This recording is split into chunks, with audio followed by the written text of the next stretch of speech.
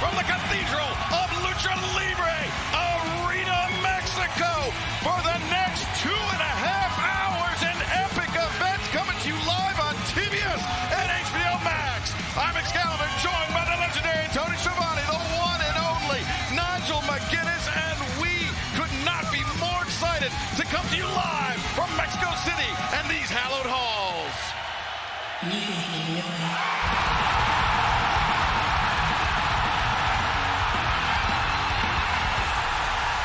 Your opening contest is an 8-man tag team match, simple and full. Introducing first, from Toronto, Ontario, Canada, weighing 241 pounds, he is one half of the AEW World Tag Team Champions, who win all Superstar Adam Copeland.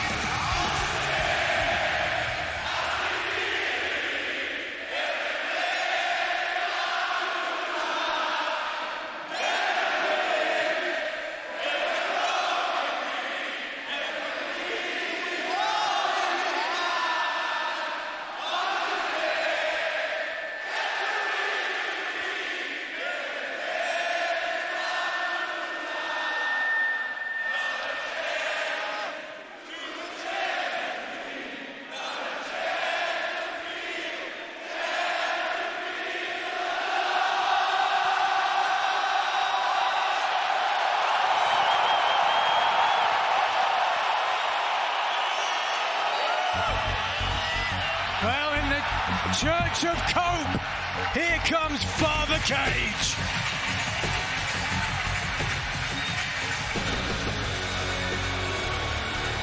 Next, also from Toronto, Ontario, Canada, weighing 218 pounds, he is also one half of the AEW World Tag Team Champions, Christian Cage.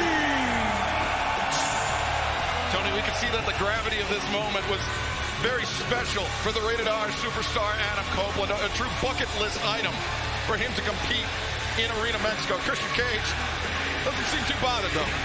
I think it's a bucket list for all of us. This crowd is absolutely amazing. I've been asked before, you ever been to an arena where you cannot hear yourself talk? Well, here it is tonight. This is absolutely amazing how they have taken to AEW here at Arena Mexico. A capacity crowd joining us tonight, Nigel, for the next 2.5 hours of all elite wrestling. There are very few venues in the world with the prestige and the atmosphere of Arena Mexico.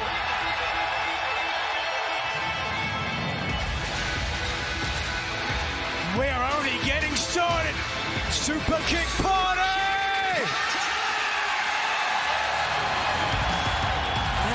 From Rancho Cucamonga, California, at a combined weight of 417 pounds, Nick and Matt Jackson, the Young Bucks. If there is another venue that matches the atmosphere, I would have to think Wembley Stadium, where the Young Bucks will challenge Cope and Cage for the World Tag Team titles. The question remains, can they stay on the same page tonight, or will the conflict get ahead of them? That's right, Nigel. In 25 days' time, these four men will be adversaries, but tonight they will be competing on the same side. But Wembley Stadium, less than 1 month away. Tony, Nigel had the right of it. The EW World Tag Team Championship be on the line in Wembley the 30th of August. But tonight, these two teams have to function as a unit. Well, let's see how Christian Cage does with all of this, because he's kind of been a cold shoulder to the Young Bucks through all of this, which is understandable.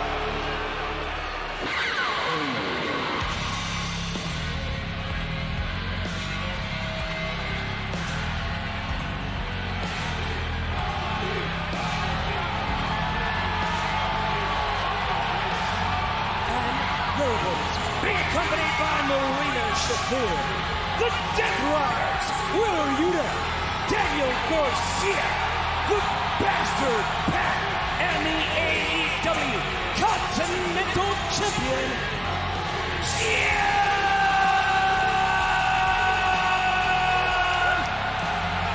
Moxley. The current AEW Continental Champion, Jon Moxley, but for how long? Last week on Collision, Tony, Nigel, you guys have made the announcement. The first ever Continental Cup will be kicking off this Saturday on Collision. It will be a 16-man blind draw tournament, and it will all culminate at Wembley Stadium, the 30th of August. And the man who wins that match will not only claim the Continental Cup, but will also become Continental Champion. It all starts this Saturday, and we already heard the opening brackets. Jon Moxley will be facing off against Jack Perry next week in Las Vegas. Nigel, it's a very crowded field. It's an absolutely loaded field. But who do you think is the favorite to win the Continental Cup? It's hard to bet against the current champion. Jon Moxley has shown through the Continental Classic in the past, with no outside interference, he has always, by hook or by crook, been able to hold on to the Continental title. Tony, that was shockingly humble, because Nigel McGuinness will also be competing in the Continental Cup, facing Katsuyori Shibata in first-round action. It is going to be tremendous. There's no doubt about that over the next couple of weeks. Less than 25 days now. But tonight is going to be a night, and I can just feel it, that we are going to never forget. I don't know if you guys noticed, Pac was out with his soccer jersey on, showing off the fans here in Mexico, the Three Lions, hearkening back to, of course, the World Cup. But here we go. What an atmosphere. And the greatest athletes in the world are right here tonight.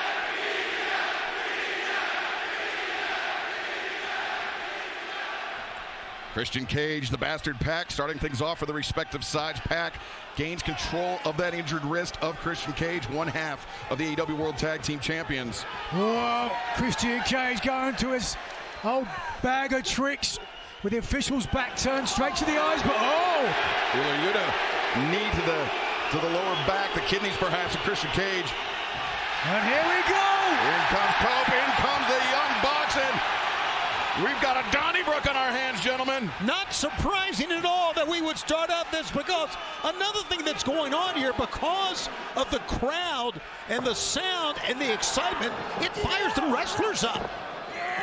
Nice teamwork there by the Young Bucks and Christian Cage. Cope waiting, and Christian, combination offense from the tag team champions.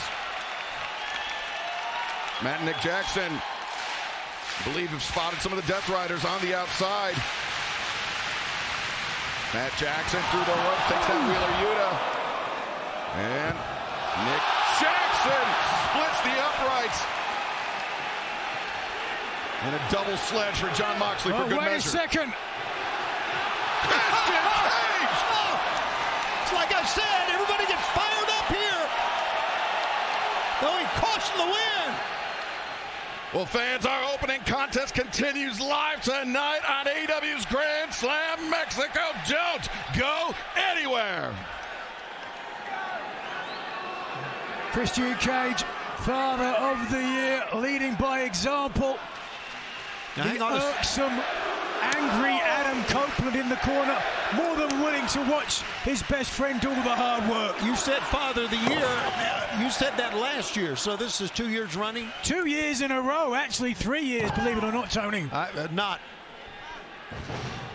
Right now, Nick Jackson concentrating on the arm of the Bastard Pac.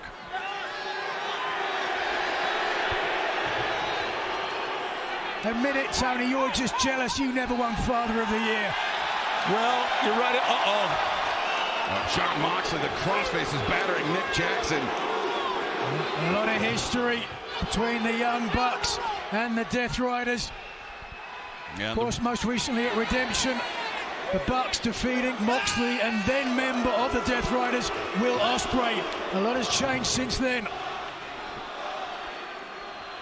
Will Ospreay has tendered his resignation to the Death Riders, and Jon Moxley didn't seem to think it was that easy to leave his group behind.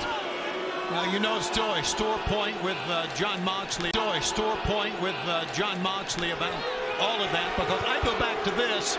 I really think Jon Moxley was instrumental in Will Ospreay's neck being stronger than ever and getting him prepared for Kenny Omega. What are you talking about? Yes, I do. Jon Moxley was responsible for Will Ospreay having to have surgery in the first place. Well, then he backed up and helped him recover, didn't he? Knee drop, leg is hooked, cover made. That explains what a psychopath Jon Moxley is, let's be honest. Nice sprawl there by Wheeler Yuta, preventing Nick Jackson from making it over to the friendly corner. What a vociferous reaction for Wheeler Yuta. Every town he performs in, he is despised and hated by the AEW faithful for what he did. His career will always be linked to the end of the career for Bryan Danielson, but everyone seems to forget who put Wheeler Yuta up to it. It was Jon Moxley that basically put the plastic bag in the hand of Wheeler Yuta and let Yuta make his own decision.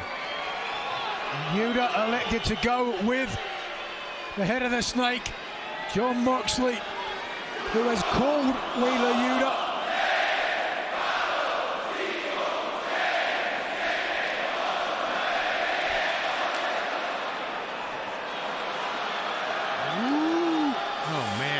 driving the knuckle and biting as well. That was driving the knuckle into the temple is what that was. And look at Moxley pleading innocence while Nick Jackson stumbles in the Death Riders' corner. Welcome back to AEW's Grand Slam Mexico. We are sold out tonight in the Cathedral of Lucha Libre Arena, Mexico. We are kicking things off with a huge 8-person tag team match, and the Death Riders, their teamwork, their consistency, Nigel, has been the story of this match. Yeah, certainly. Many people on the same page, led by Jon Moxley. They're the so-called Dark Horses and the Perfect Soldier in Pac. This could be over soon. German suplex.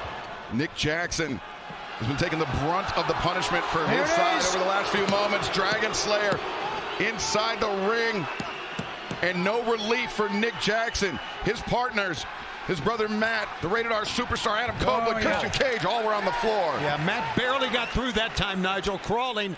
Pac tried to stop him, but could not. Now let's remember, as we mentioned, that tag match between Moxley and Ospreay and the Young Bucks. It was Nick Jackson who seemingly suffered some kind of head or neck issue early in the match that caused the contention between Ospreay and Moxley. I wonder if he's 100%. It certainly looks like it right now. And Nick Jackson moving with ease, moving with grace, as he always tends to do. Looking for the wrong corner. Yeah, was looking for the relief in the Death Riders' corner, but a bit of momentary confusion, Tony. I think you're right about maybe a little bit of... Yeah, well, he got there finally. And here we go. Listen to the crowd. In comes the Rated R Superstar Adam Copeland. Down goes Jon Moxley, the Continental Champion. And Cope now right hands from Moxley. Right hands for the Bastard Pac.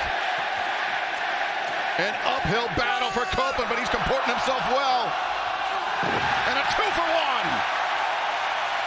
Cope looks tremendous. Great shape. Turn around. Oh, the Moxley ready for him. The cutter and the commentator's curse from Tony Schiavone.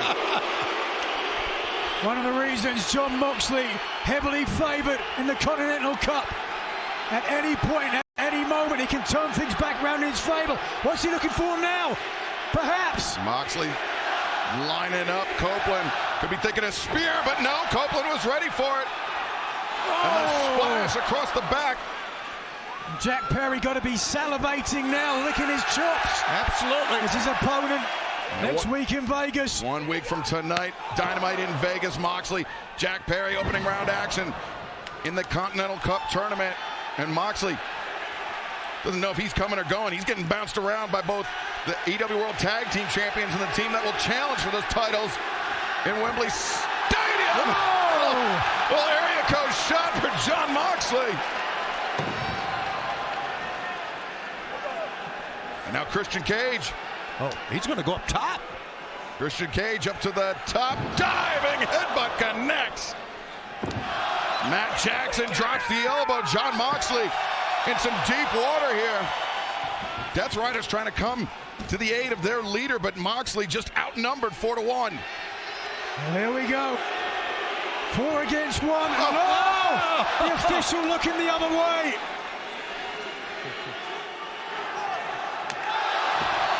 And a super kick party on the Continental Champion. No! Pac and Garcia there in time to save this match for the Death Riders. And Nigel, you bring up a good point. Jon Moxley's taken a lot of punishment. Oh, and he's got that big match coming up in Las Vegas. That's the thing with Moxley. One of the toughest, most resilient wrestlers in professional wrestling today. Wait a second. Moxley was looking for Death Rider, but instead, Cope Impaler! Oh.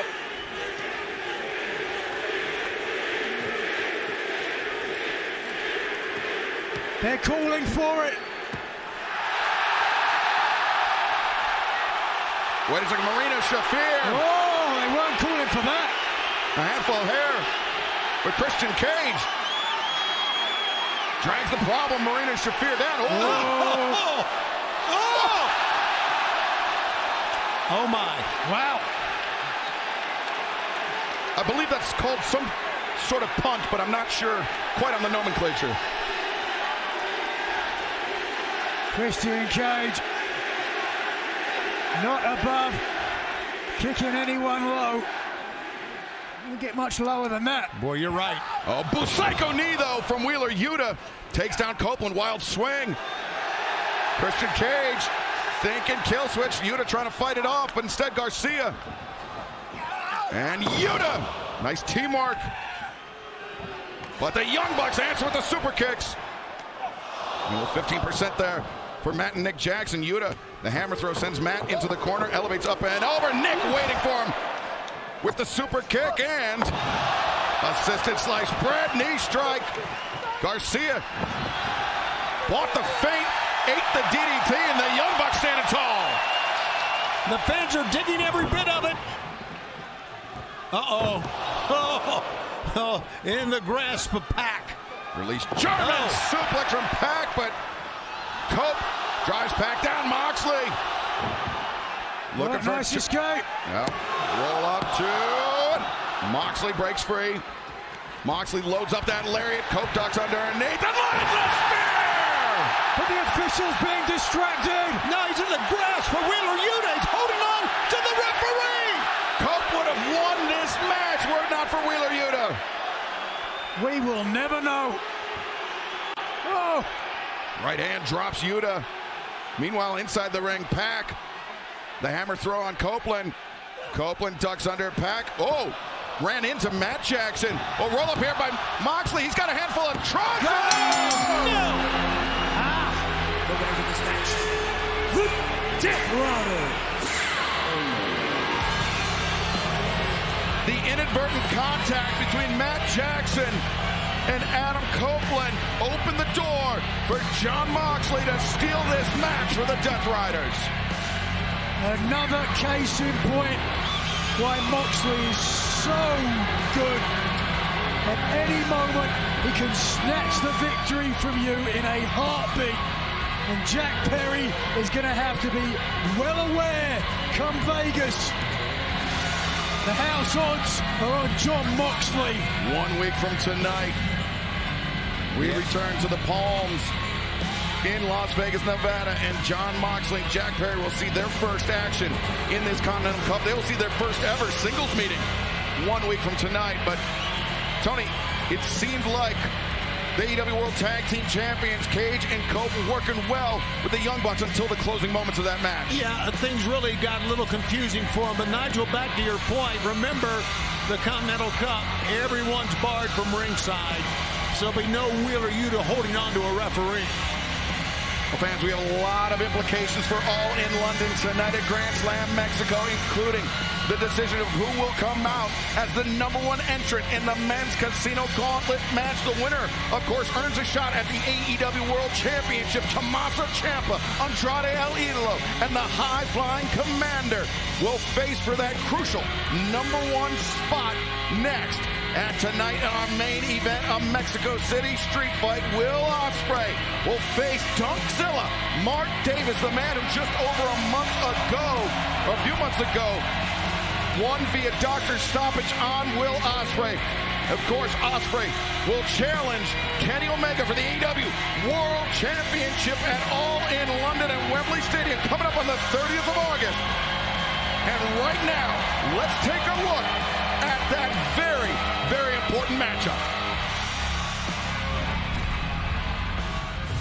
This is something that I wanted to say just to you, Will. Do you remember when we made that promise together? The one to try our best, the one to become champions? I hope you haven't given up on that dream either. Does this look like I gave up?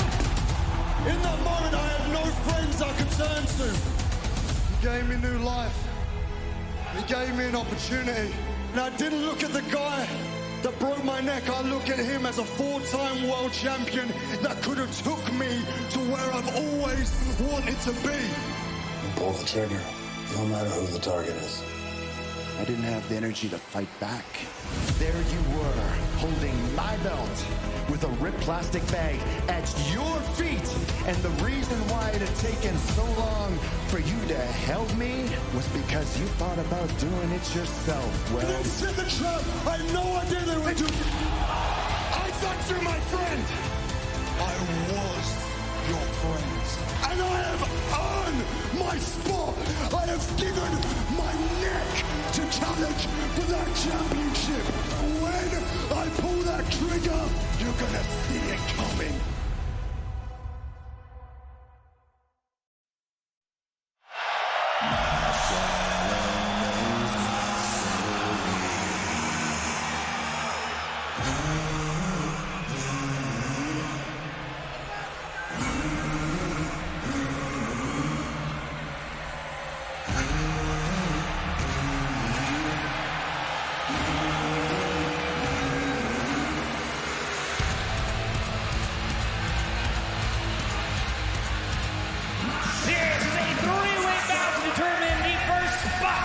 Casino Gauntlet match at All in London.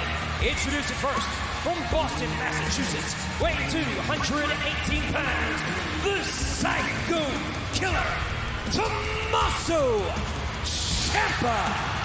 Heading into this match, you have to wonder what is the mind state of this man 10 days removed from the Painmaker and Redemption? And let's pitch it to the side of the stage, Renee Paquette, for some insight. Tonight is all about Grand Slam Mexico, but looming over everyone's shoulder just 25 days away, All in London. Regarding that Casino Gauntlet match, Ciampa told me all eyes are on Ospreay and Omega, but I'm 2 steps ahead of everybody. Whoever leads Wembley Stadium as a world champion is going to have a short-lived celebration. Trust me. Reptilian Renee looking resplendent and certainly giving us all the details. Ciampa lying in wait for whoever leaves Wembley Stadium as the world champion. Next, from Reynosa, weighing 76 kilos,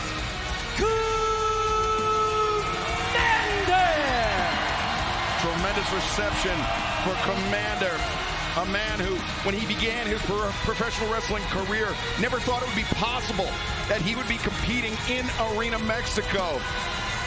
He came up outside of the CMLL system, and it was not, at the time, very welcoming to people that came up outside the system, Tony, but through a lot of hard work, perseverance, Komander made a name for himself in Mexico, made himself undeniable, not only to CMLL, but to AEW as well.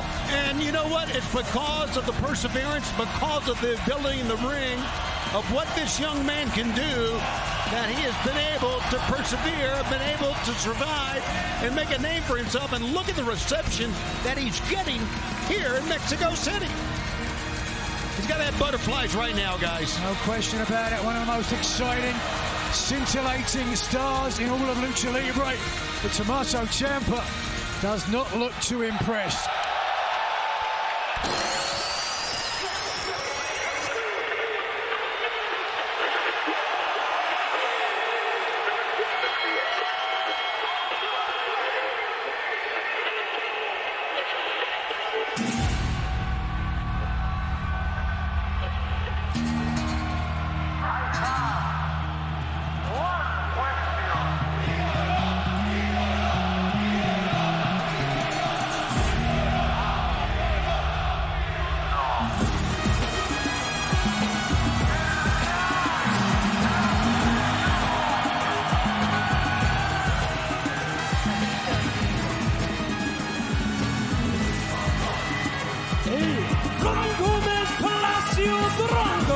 Weighing 141 pounds, he is the AEW National Champion, Andrade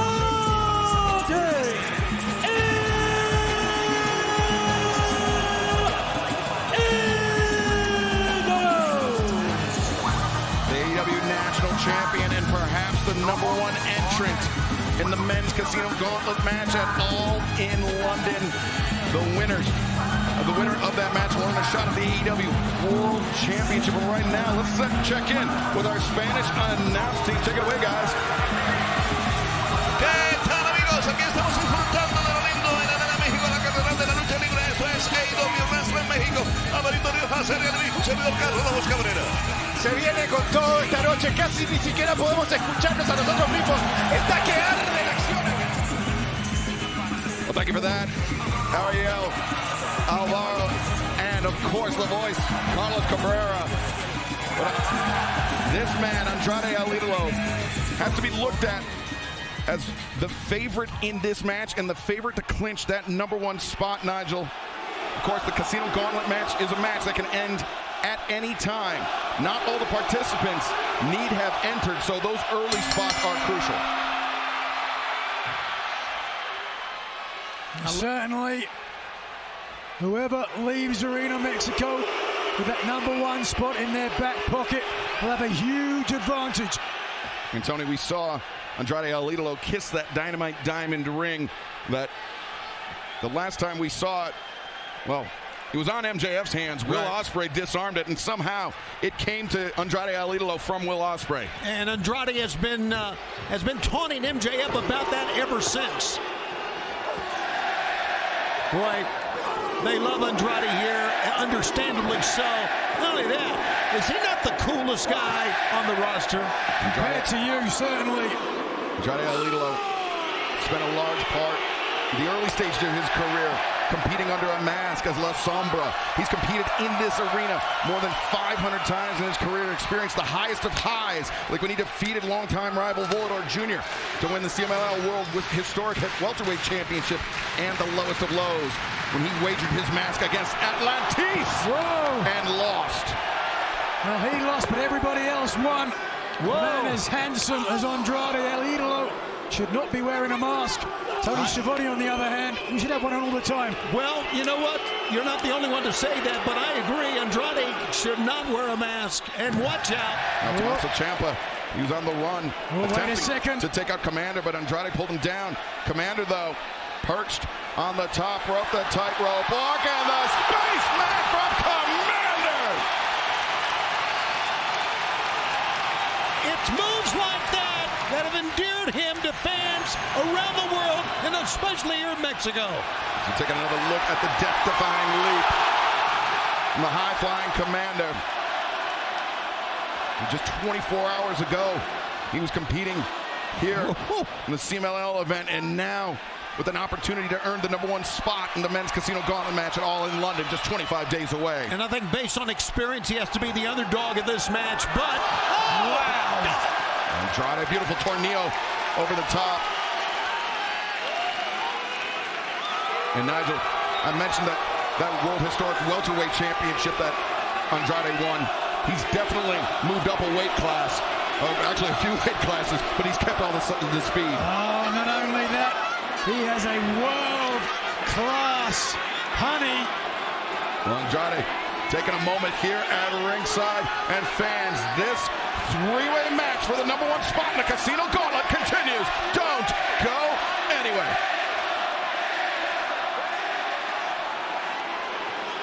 Oh, well, he paid for it.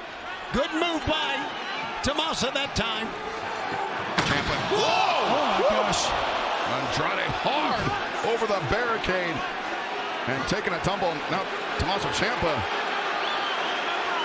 deleting Andrade's number. Oh, I don't know. Is he going to take a picture or something? Oh, wait a second. That's brutal. We apologize for that. Tommaso. Wouldn't surprise me to see that picture on social media later tonight. Running right hand catches Commander. And now Commander hard into the barricade, and over he goes as well. Getting rid of the competition. Tommaso Ciampa looks poised. Well, I don't know if you guys have noticed, but that is a very, very solid barricade.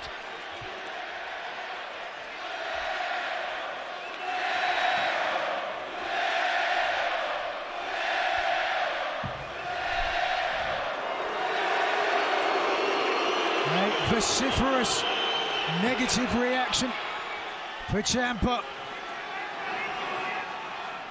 who on 2 occasions has taken out his opponents, and now Andrade, very awkward stretching out of the deltoid's incredible physique.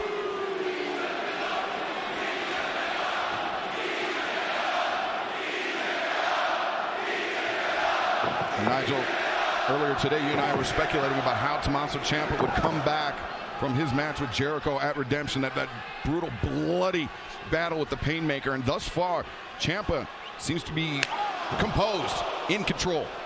It's been such a long, dark journey for Tommaso Ciampa. He's endured so much punishment that, as crazy as this sounds, somebody trying to drill a hole through his head. It's just another day in the office for Tommaso Ciampa. Don't earn the nickname, the moniker Psycho Killer by accident, Tony. Well, yeah, I mean, he was the one that introduced that drill to that match, so he paid for it, no doubt. And look at this, he's just having fun here. Swift knee to the midsection, cutting off the momentum, or the attempted recapture of momentum by Commander. Now hammer throw reversed.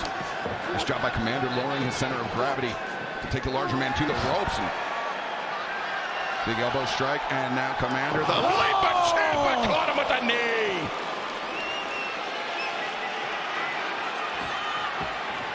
Andrade on the move, Ciampa, release German suplex, Andrade to his feet.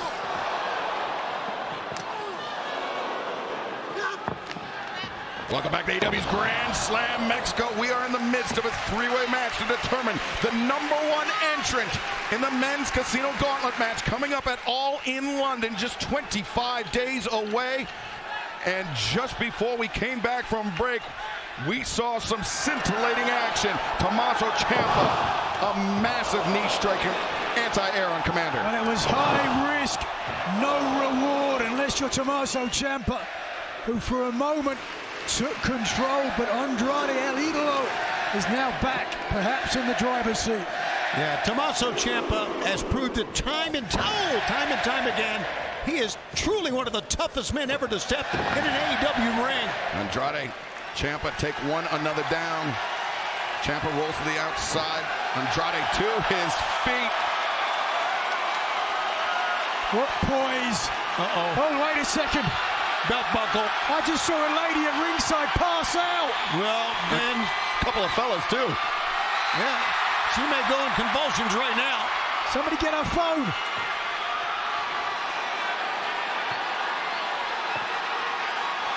Andrade El Idolo, I mentioned, lost his mask in this building. Seems to have lost his pants as well. Let's hope he doesn't lose his trunks as well. Andrade caught Commander charging in. Pivots over. 2. And now Andrade looking to complete the 3. Amigos does so.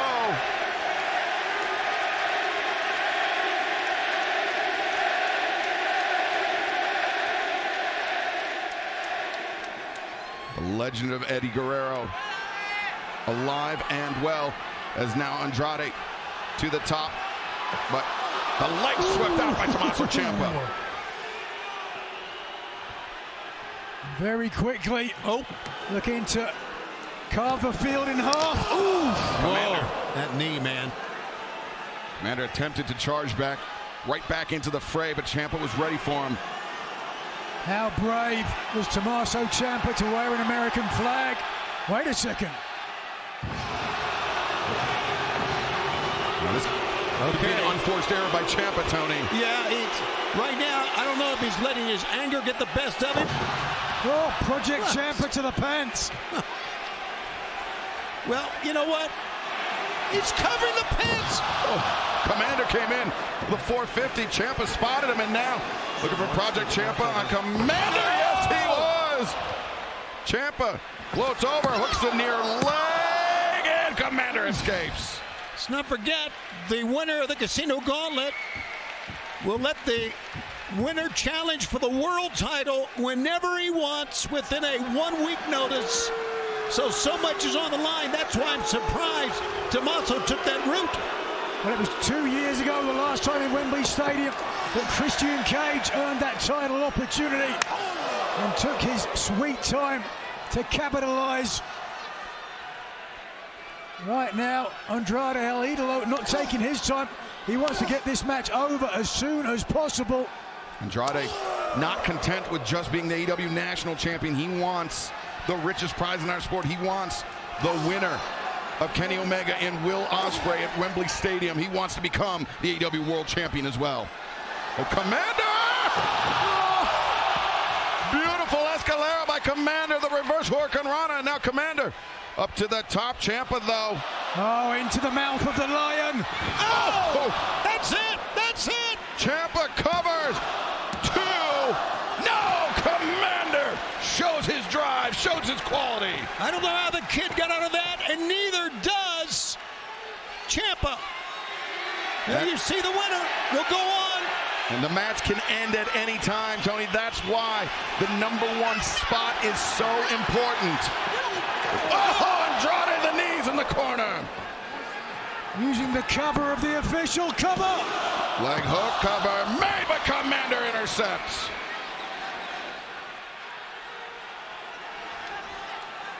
The decision hangs in the balance. Hammer throw reverse. Commander avoids, but doesn't avoid the grip of Ciampa! Dia de los Muertos. Not Andrade's intended target, but still wiped out Ciampa. Beautiful tornado into reverse Hurricane Rana. This kid can win. Commander.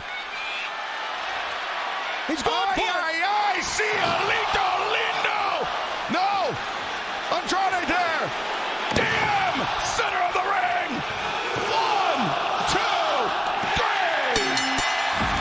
Here is your winner, earning the #1 spot, Andrade El Idolo. That was spectacular, guys. Spectacular. A tremendous sequence by Commander. Very nearly captured the #1 spot, but the timing of that man, Andrade El Idolo, means he will be the first to the ring in Wembley Stadium just 25 days from now. And speaking of the ring, Nigel, a Dynamite Diamond ring that used to belong to MJF.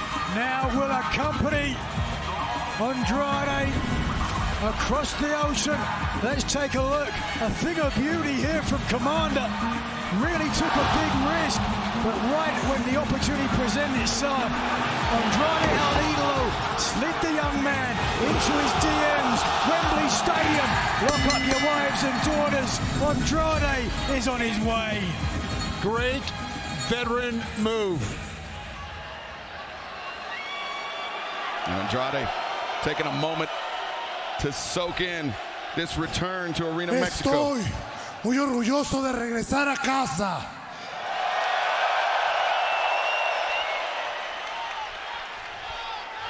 I am the proud holder of the National Championship. Pero quiero más. I want more. I am going to win the Gauntlet match at All In. Seré el primer hispano en ser campeón mundial de AEW.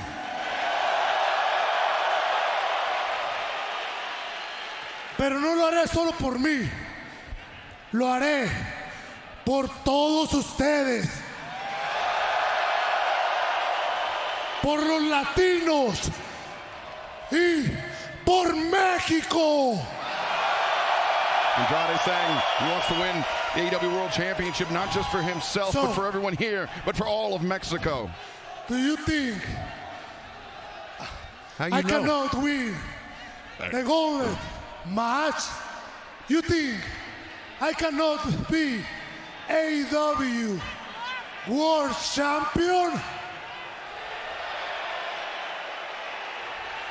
Les tengo una pregunta. I have one question.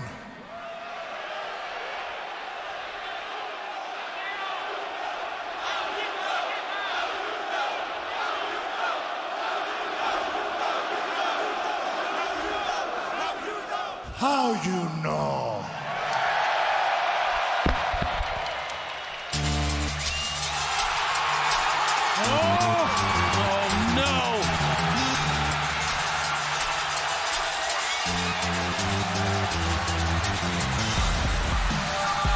To borrow a phrase from our broadcast colleague Jim Ross, business is... But wait a second. From behind. Oh, God. MJF.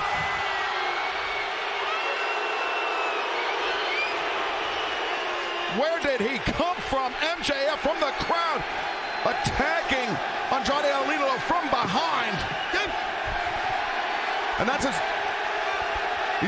I think he took back. Yeah, he took back the Dynamite Diamond Ring from Andrade. Possession is 9/10 of the law. Oh, baloney. First time we've seen MJF since Beach Break. First time in my life. And a right hand with the Dynamite Diamond Ring. Then he has back now. Levels Andrade El Idolo.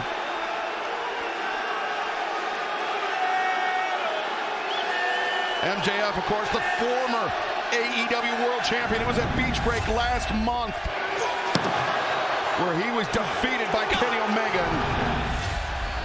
He just wiped out Andrade, just wiped him out. And he brought in his belt.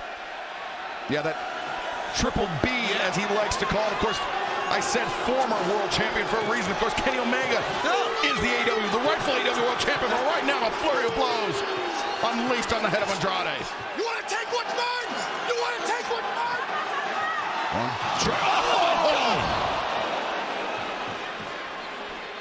Well, Andrade's got the #1 spot in the Casino Gauntlet, but what shape is he gonna? He's gonna have to rebound here. Someone get that piece of trash from this piece of shit country out of this arena right now.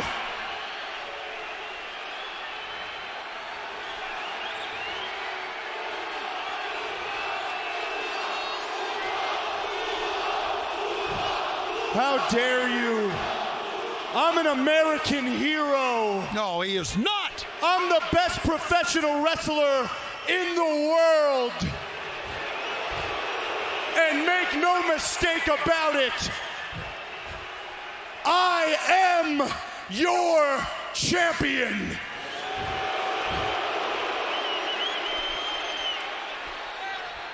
You don't believe me? ¿Por qué?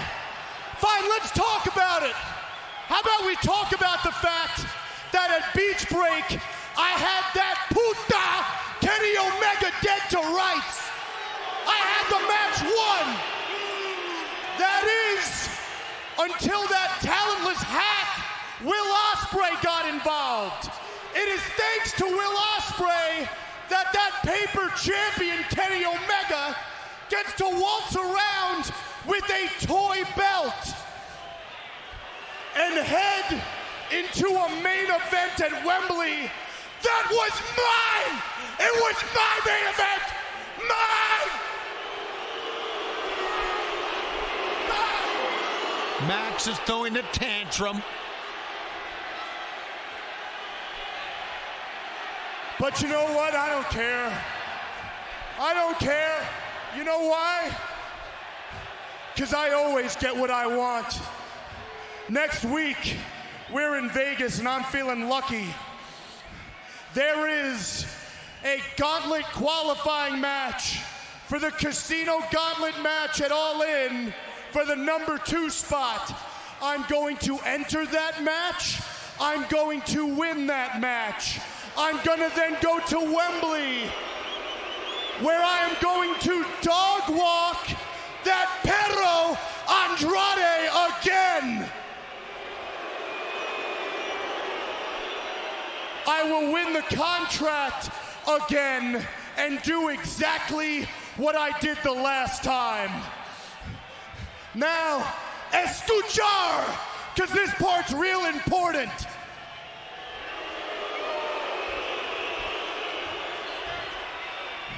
The only championship that should be recognized is the Triple B, and the only champ that should be recognized is me. And after August 30th at All In with that fake main event, I don't give a damn if the winner's a Best Bout Machine or an aerial assassin, because I am going to remind the world, whether you like it or not, I am your one true champion. In his mind only. But it could be a reality if MJF wins the qualifying match next week, enters at number 2, and then goes on to win the Casino Gauntlet match at All In London, a match we know Andrade El Idolo will be entering at number 1. A delusional young man is what he is. But now let's turn our attention to the AEW Women's World Championship match at All In London. Mercedes Moné challenges Willow Nightingale. Willow Nightingale, your new AEW Women's World Champion. You guys are all far too kind. I came out here for business, so sign the damn contract. It is official at All In London, Wembley Stadium for that AEW Women's World Championship. It will be Willow Nightingale versus Mercedes Moné. I am not just going to take this title. I'm going to take that damn smile too. You want to talk about destiny? I've made history, honey. The Women's World Tag Team Champions, the Divine Dominion, teaming up with Mercedes Moné. Brawling Birds will be teaming with Willow Nightingale. We're going to find out whether Willow's smile is real or not. Well, coming up next, the champion Willow Nightingale teams with the Brawling Birds to take on Mercedes Moné and Divine Dominion as Grand Slam Mexico rolls on.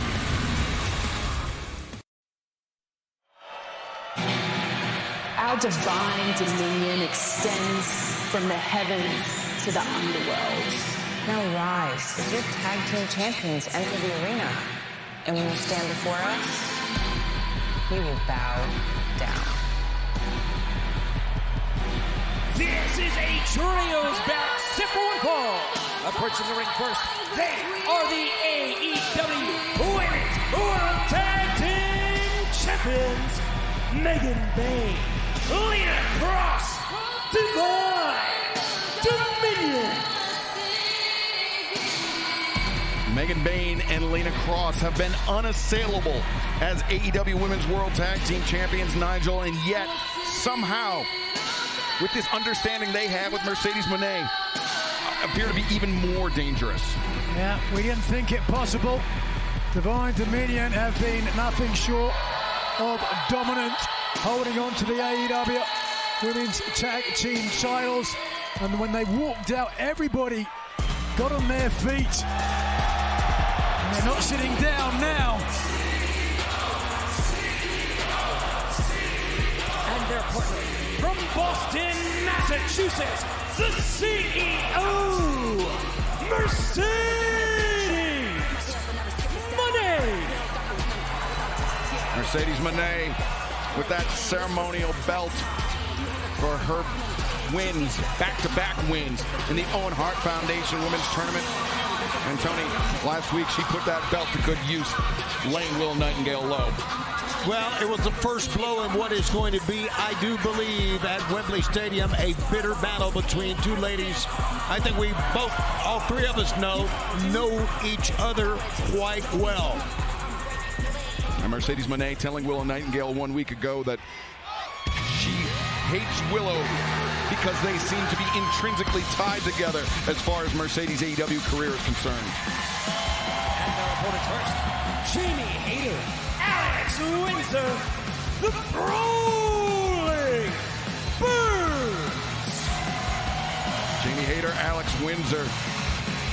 They've called out the AEW Women's World Tag Team Champions Divine Dominion. They said that their undefeated record speaks for itself, Nigel, but Divine Dominion feel like Hayter and Windsor have something yet left to prove. Well, they may get the chance to prove it here tonight with a pinfall or submission over the champions, and that goes for the champion as well.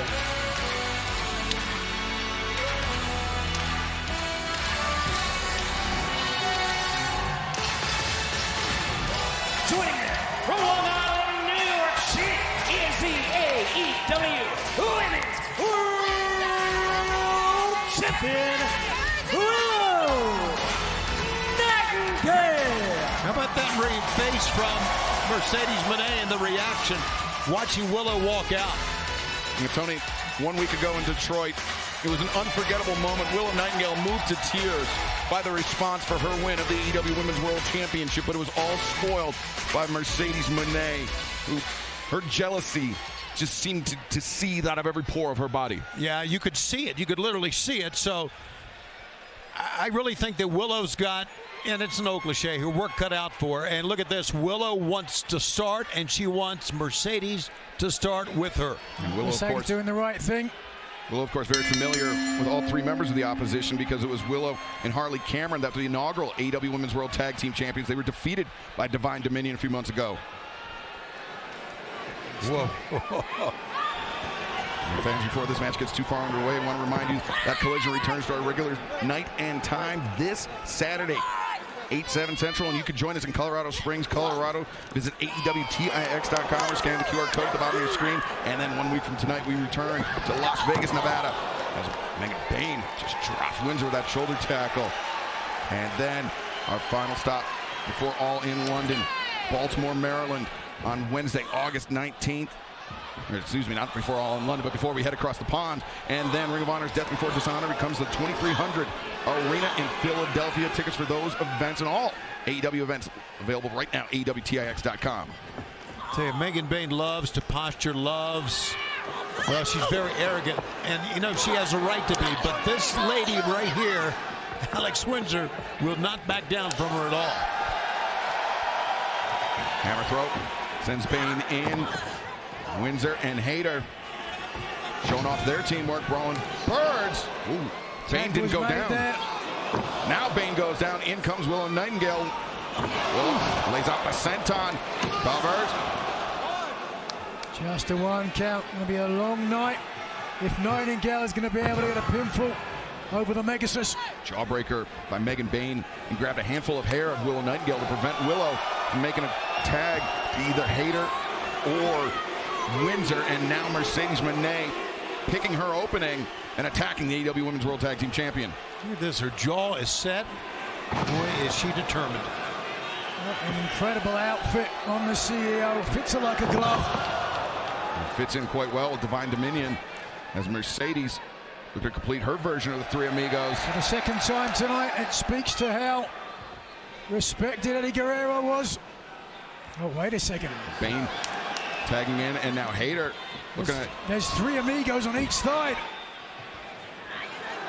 Right, Willow Nightingale doing Hayter, now Alex Windsor.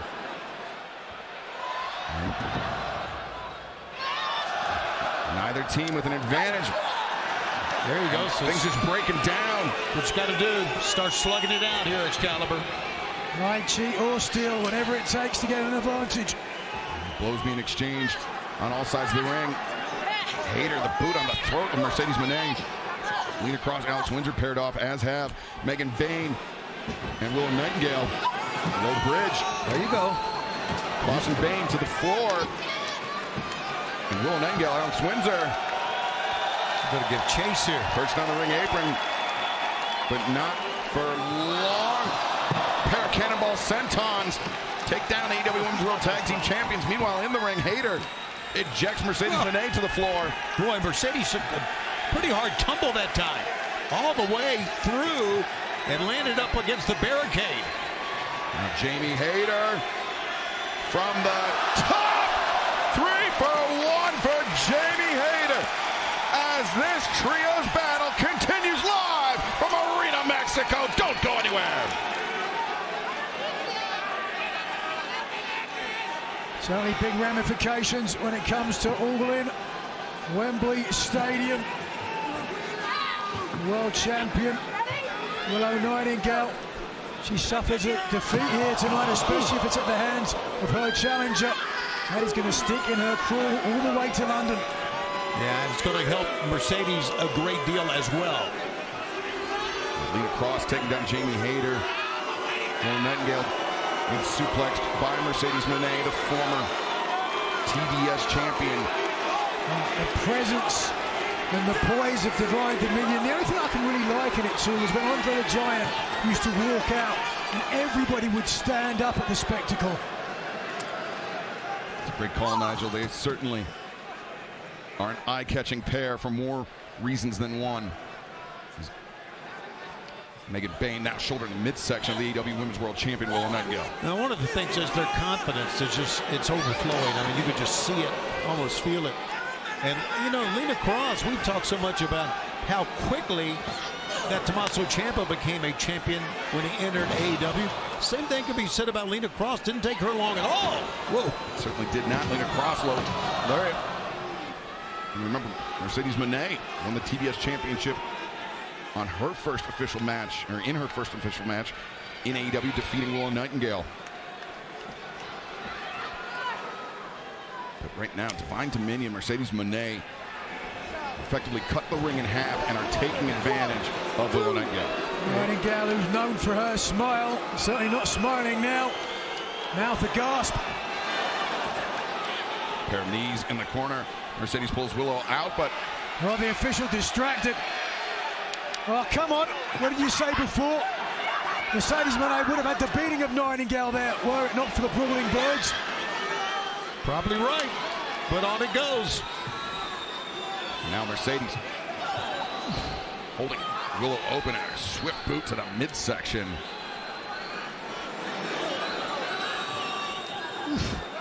Point of the elbow into the chest, driving all the wind out of Nightingale, who looks forlorn there, held up by the top rope. All the Brawling Birds can do is watch on. Kick. Willow Nightingale, no escape for her. German suplex. Lena Cross makes the cover. Once again, the referee out of position. 2. Willow able to kick out. That would have been 3, I think. Referee really getting it here from the crowd and from Lena Cross as well. And you're right, again, Nigel. That would have been it. I often am, Tony.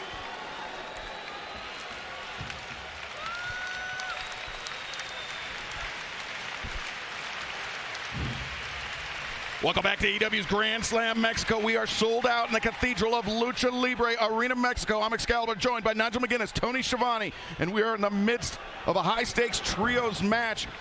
Willow Nightingale, the AEW Women's World Champion, just floored her challenger in London, Mercedes Moné. But let's be honest, Willow has been beaten up the entire commercial break we've been away. I mean, she has suffered a lot of offense against her. As Nightingale looks in the corner. Two Brits with the tits. In comes one. Oh, high boot. And the other. From Jamie Hayter into the face of Lena Cross. Megan Bayne, one half the AEW Women's World Tag Team Champion, sent to the floor. Brawling Birds. Battering Lena Cross. And the Birds.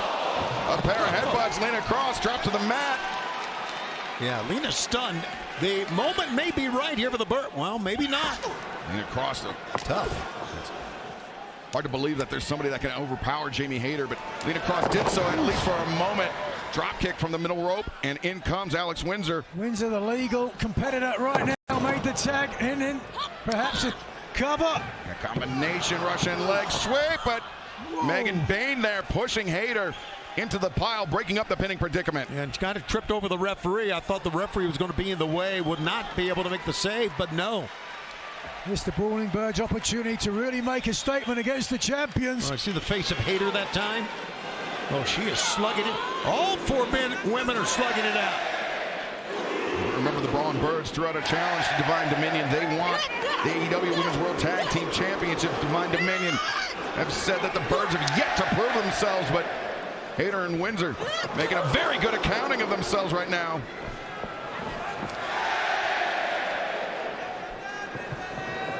Hayter and Windsor on the move. Divine Dominion ducked underneath. German suplexes. Divine Dominion is so tall that a German suplex. Wow. Hayter just decked Bayne, and Windsor wiped out Lena Cross. Sheer reflex on the part of the Brawling Birds there, absorbing those stereo German suplexes to come back. Look at this. Man. High impact. You're not kidding. Now Mercedes Moné tags in, but as does Willow Nightingale. There you go. And Willow getting the best here, I think. Yeah, series of blows. Mercedes ducked underneath. Rising knee strike. But the AEW Women's World Champion flush. Spine buster. Mercedes kicks out. And the champion in control here. Yeah, she looks a lot better than she did about 4 minutes ago. She got a little respite on the outside. Look how quickly the CEO turned things back again. A Meteora, this time from the middle rope. Boy, Mercedes can do it all, can't she? Backslide. Mercedes escapes. Windsor, though, waiting with a headbutt. That was right to the chin, I do believe.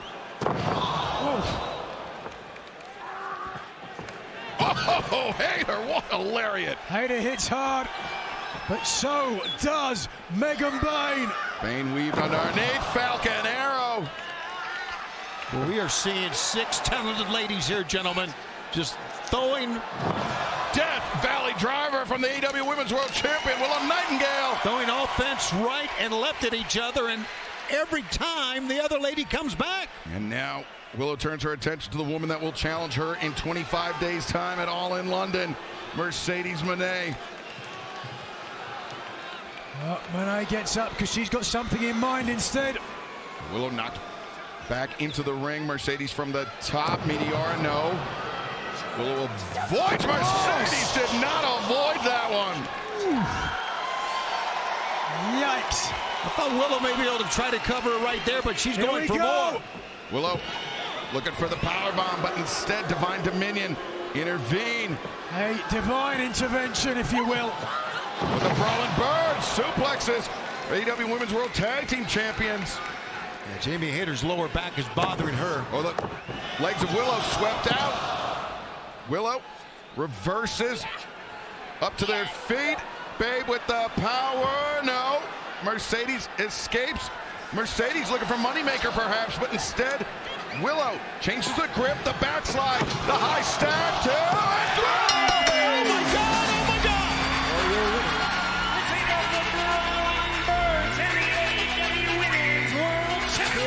Willow Mercedes Moné taken right back to the closing moments of the year 2025. That was where Mercedes was defeated by Willow Nightingale, and now has happened again in Mexico City. What a win for these fan favorites.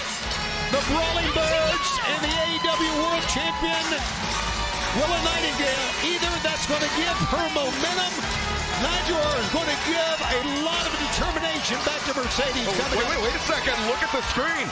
It is official for London. The Brawling Birds will be challenging Divine Dominion for the AEW Women's World Tag Team Championship.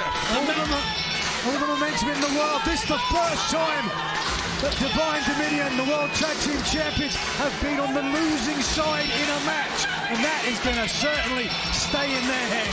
Well, this is the tag team match we've been waiting for in the women's division. And you're going to see it coming up and all in.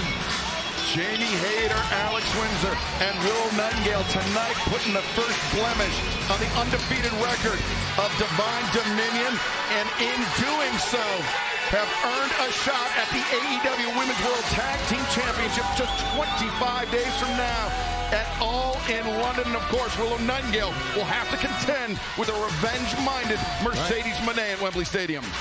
What a night it's going to be, 25 days away, and there is so much more to talk about when it comes into All in Wembley. That's right, and you still have a chance to join us at Wembley Stadium. Scan the QR code at the bottom of your screen or visit AEWTIX.com. Great seats still available. We would love to have you join us in the Cathedral of Football, from the Cathedral of Lucha Libre to the Cathedral of Football, just 25 days away. Football, just 25 days away.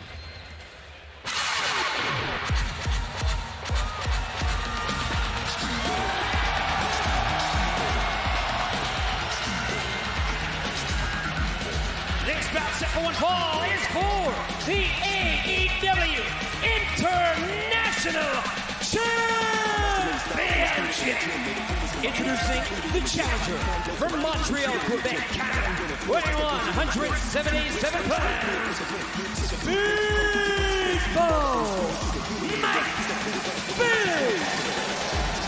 Speedball Mike Bailey, just 10 days ago, won the ladder match at Redemption, much to the delight of the hometown crowd in Montreal.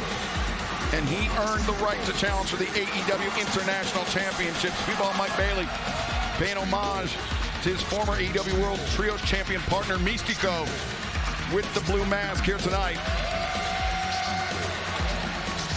And Speedball has an opportunity to make an unceremonious end to the reign of Kyle Fletcher as international champion. And I think that Speedball's going to have to wrestle his best match ever in AEW to be able to do that. Ever. And his opponent being accompanied by Don Callis from Sydney, Australia, weighing 249 pounds. He is the AEW International Champion, the Bruno Star, Kyle Fletcher. And Tony, it's interesting you say that because these men have clashed in the past before and they split the series. So this one really could go either way. But let's head to ringside and our colleague, Renee Paquette, for this update. Earlier today, I was talking with Kyle Fletcher about this match. Both men tied at one apiece, and he brought it back to how he wants to further test himself. He talked about the injury that he sustained earlier this year, but tonight he really wants to test this version of himself against one of his greatest rivals in Speedball, Mike Bailey.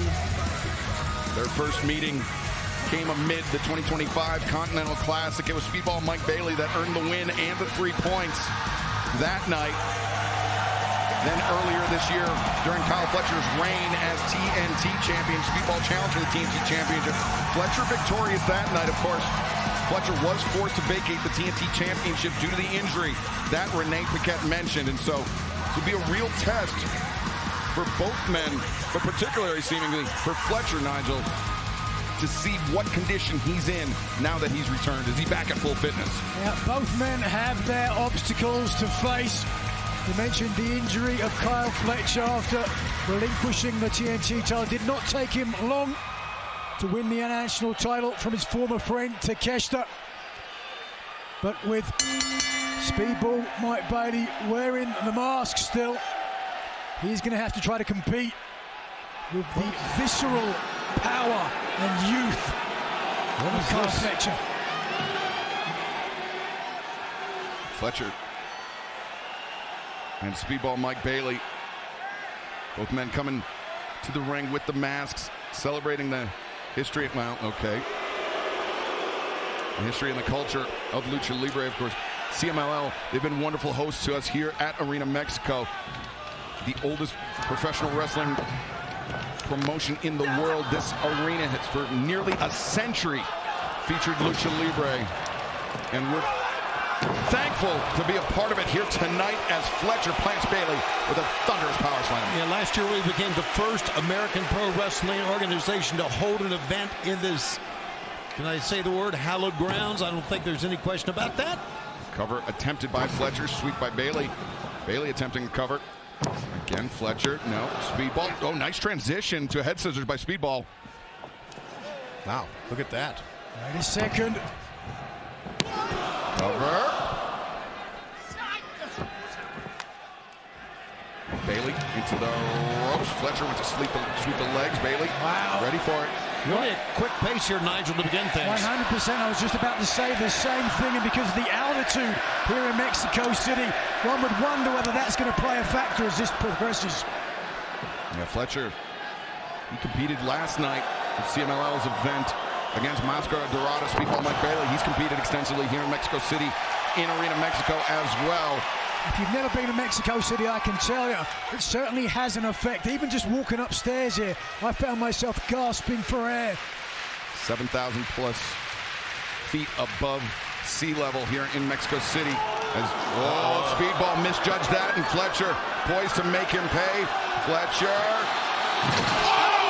Bailey, head first into the unforgiving barricade. Once again, that barricade is so solid. I mean, it doesn't give. We've seen it 3 or 4 times tonight. Now, typically, Nigel, the barricades at ringside and AEW events are mobile. This one is a permanent installation at Arena Mexico. Very little giving you the head of Speedball telling the tale there. You can see the very concerned look on a couple of the fans at ringside. Don Callis, thankfully for us, at ringside, not joining us at the announce desk. Don Callis hated internationally, and I think we knew that before we arrived here. Now Kyle Fletcher, though, with the advantage on Speedball. Power bomb, but couldn't get it. Bailey, backslide. This is how Willow just ended Mercedes' night a few moments ago. A little early. Speedball sends Fletcher out to the floor. Now triangle moonsault from the challenger. Hurt Speedball as well. Hey, it's a great move. The fans love it, but it's not helping him at all here now. I'm impressed by Speedball Mike Bailey's recovery after being lawn darted into that barricade. Yeah, that's a great point. I was about to say the exact same thing. We're seeing here now Speedball Mike Bailey's resilience has made him one of the top pros in the job today. But as he ascends to the top rope here, let's see what he can complete. Fletcher attempting to disrupt Speedball's balance, but Speedball getting the better of that exchange. Kick to the midsection, axe kick, lands between the shoulder blades. And now Speedball Mike Bailey running shooting star press. Far leg is hooked, cover is made. But Fletcher remains international champion, at least for the moment. 4th dan black belt in Taekwondo is certainly paying dividends for Bailey, but again, for a second there, Fletcher had Bailey up for the lawn dart, but Bailey did not want a second attempt. Ooh. High rising kick. Right on the jaw there. Caught Fletcher flush. And Fletcher just trying to clear the cobwebs. Waves off referee Paul Turner. Now Speedball Mike Bailey with a chance here, Tony. That took way too long. Yeah, it sure did. And right now, there's nowhere Speedball can go but down. Michinoku driver. 1, 2, no! Bailey. And you see how, despite the vicious kick to the jaw, Fletcher hooked the leg to make sure Bailey kicked out. Speedball Mike Bailey rolls to the outside to compose himself as this AEW International Championship battle continues. Fletcher checking on his teeth there. You see a little bit of claret. That kick, like I said, is a vicious, malicious smile, if you will, on the face of the sun-baked fashion plate. Don Callis. Waiting all night for that one. Sun-baked. Took me a while to come up with, I'll give you that. Sun-baked fashion plate. Yeah. Jeez. You can use it if you want, Tony. I'll pass when it comes to Don Callis. Running kick delivered by Kyle Fletcher. Speedball driven down on the outside. And let's take a look at the shot that Kyle Fletcher absorbed from Speedball. I mentioned the Taekwondo backbend, and all that was right to the bridge of the nose, and Fletcher. Oh my God, you're right. Yikes. Right on the button. But Fletcher, we complimented Speedball's recovery ability. Fletcher recovered in his own right and now regains the advantage in the match. Yeah, could break a nose, knock some teeth loose. Oh! Oh, man. You know the wrestlers are watching the back and they realize how much of a weapon this barricade can be. We're going to see a lot of those shots, I do believe, through the course of the remainder of Grand Slam Mexico. People are smart, certainly. You can see Fletcher taking his time here. We talked earlier about the altitude here in Mexico City. Fletcher perhaps breathing a little more heavily than he would do at this point. As Fletcher, back suplex. Speedball Mike Bailey's spine greeting the top of the barricade. And Fletcher really riling up this crowd here in Arena Mexico. And while we have a moment, just want to send our best wishes out to Taz. Nothing wrong with him, he's just not here. There's plenty wrong with him.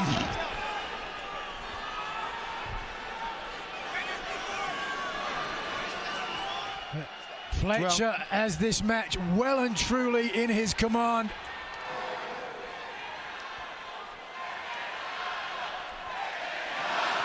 Look at that. Bailey has no defense at all. Couldn't even cover up. Couldn't even roll out of the way. And Fletcher was very deliberate with that chop.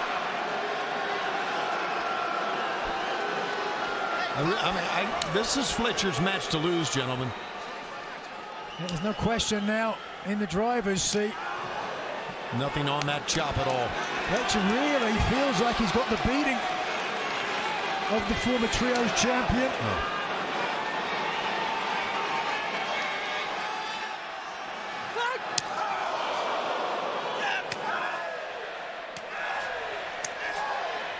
The AEW International Championship is on the line in Mexico City. Speedball Mike Bailey attempting to challenge Kyle Fletcher for the title, but Fletcher with a decided upper hand over the challenger, Tony. And knows it. Not even giving chase on the outside. Don Callis walking around, cheering. Bailey trying to pull himself up for all he's worth. Fletcher, the 14th AEW International Champion in the history of the title, defeated Takeshita last month at beach break, but Speedball Mike Bailey just took a massive risk, and it paid off. But Speedball once again hits the barricade on the rebound that time. The young lady trying to help him up here. Kyle Fletcher attempting to make the third defense of his international championship en route to becoming, as he said it, the greatest international champion of all time. You have to remember his wait a second. Cover up. Speedball though, roll up. Fletcher reverses. Nope. Shoulder was way up there. Half and half suplex attempted. Speedball was ready for it. Evades, ducked underneath. Now comes off. Tijeras. And Speedball brings down Fletcher. Speedball, second wind here, no doubt. And Speedball is looking for a DDT instead. Contorted his body in midair into a pinning predicament, and just barely. Oh, God, I thought it was it. Just barely Fletcher kicks out. Many fans here at ringside thinking so as well. And this rarefied air, Speedball is moving fast. Moved fast. Half and half suplex. Speedball driven down hard. And Be now looking for the brain buster. Fletcher, the brain buster. Speedball fired down with the knee strike to the top of the head. The boot, the flat of the boot into the face of Kyle Fletcher, who I believe some blood leaking from his nose after that strong kick delivered by Speedball moments ago. Not only that, the mouth wide open. The reason why we're able to see the teeth. This rarefied air in Mexico City is robbing both competitors of that vital oxygen. Plus the fact that he got his nose smashed in, that can't help matters getting air in as well. Yeah. The champion breathing hard as those are solid steps, gentlemen, as we all know. Walked on those steps earlier today. I do not envy Speedball Mike Bailey. Wait a second, Bailey. Leaping for Colorado and brings down Kyle Fletcher on the ramp. No padding whatsoever there. And Nigel, we mentioned those barricades, this ramp, these are permanent installations here in Arena Mexico. God almighty. Completely unforgiving, yet Speedball still willing to take those risks in pursuit of the International Championship. I think Speedball may have got the worst of that. I think maybe the midsection hit one of the stairs, one of the steps. That's not thunder you're hearing. That is the stomping of this sold-out crowd. The feet coming down in Arena Mexico.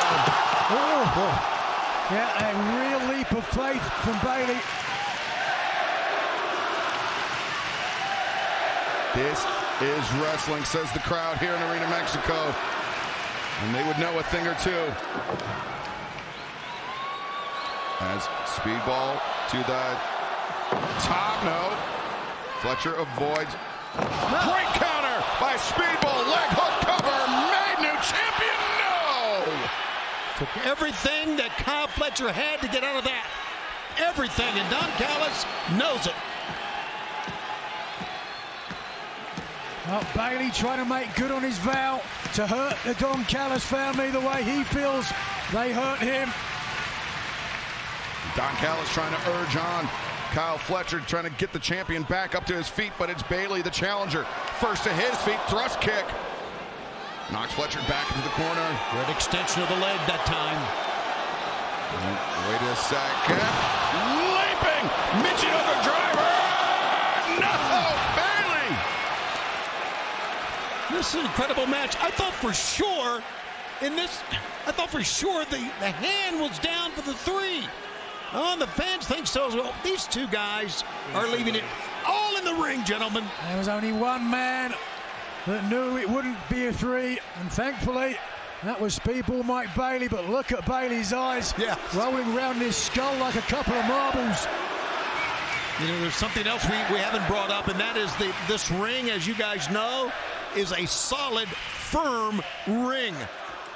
It makes those... I mean, they all are, Tony, but yeah, this one... Yes, I know they do. This one, as part of this permanent installation here in Arena Mexico, a little different than the standard AEW ring, but Speedball Mike Bailey avoiding the powerbomb instead, dragging Fletcher to the floor. Both men crumble. No, Fletcher to his feet, maintains his grip on Bailey. That's power, gentlemen.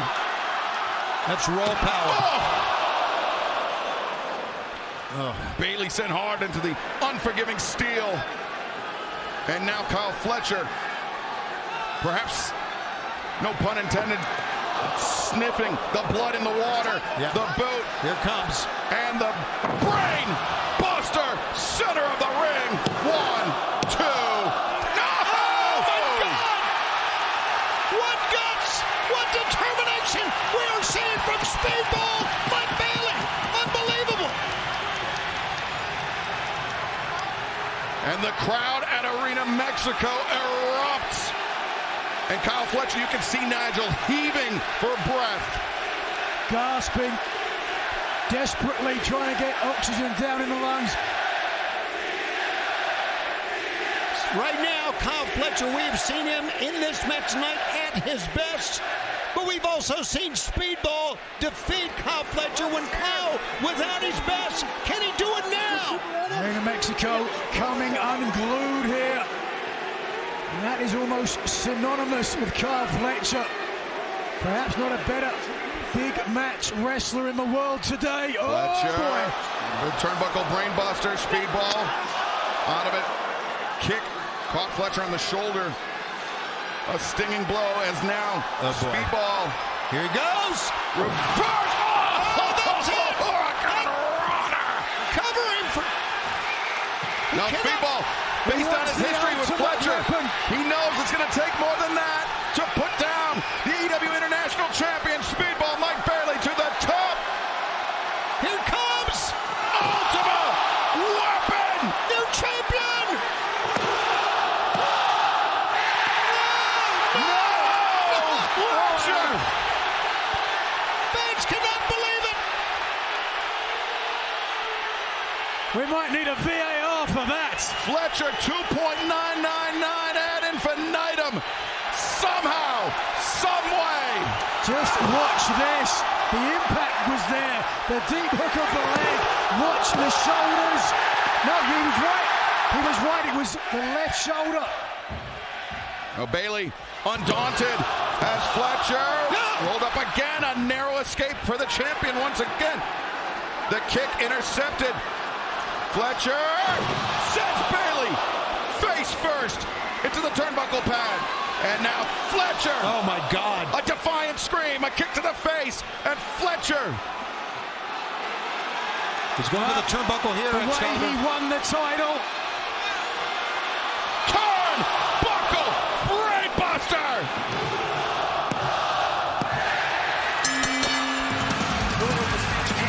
AEW International Champion, the Bruno Star, Kyle Fletcher. What has been an incredible night of wrestling. This is one of the most incredible matches, no doubt. A phenomenal effort by both men, but Kyle Fletcher remains your AEW International Champion. 3 successful defenses for the Protostar and no signs of slowing down. Has not lost a match here at 20-26. You see the blood from the mouth still. The kid is amazing. And you got to give Mike Bailey a lot of credit, buddy. He pushed him. Kyle Fletcher takes the rubber match in the series with Speedball Mike Bailey and continues his reign as international champion, but will not be allowed to continue his celebration. Fellow Don Callis family member is up in action next. Raining on Fletcher's parade, pun intended. This is a trios battle set for one fall. Approaching the ring from Aichi, Japan, weighing 236 pounds. The Rainmaker,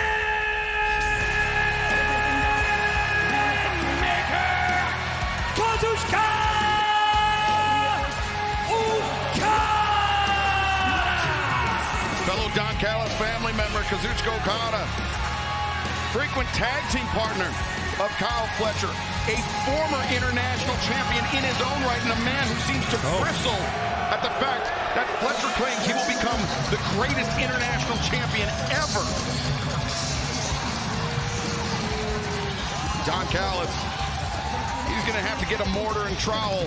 He's going to need to patch up these cracks in the Don Callis family quickly. Yeah, Proto Okada is not getting along right now. It's impossible in a stable with the depth of talent that Don Callis has. Everybody's going to get along. Yeah, and ego's involved too. You're right.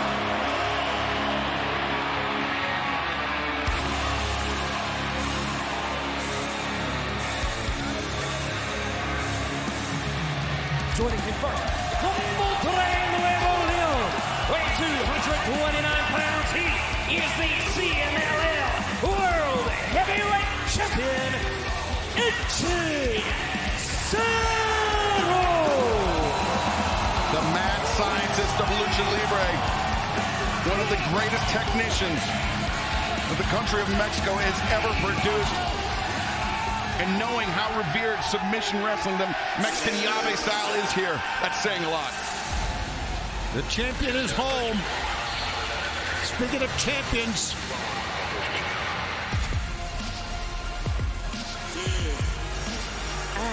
from Atlanta, Georgia, weighing 211 pounds, he is the TNT champion, the Jet, Kevin Knight. Well, if Okada has conflict with Fletcher, Kevin Knight equally so. You know, I think Kevin Knight, I know Jet goes fast, but I really think that the speed of him becoming a beloved wrestler to one of the more hated ones in AEW is incredible how quickly it all turned for him. Deservedly so, I might say. You throw your lot in with Don Callis.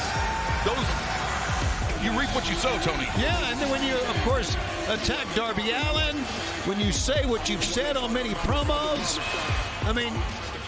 Remember, it was Kevin Knight, Nigel, that claimed the TNT Championship after Kyle Fletcher was forced to vacate it due to injury. All right, stand back, everybody.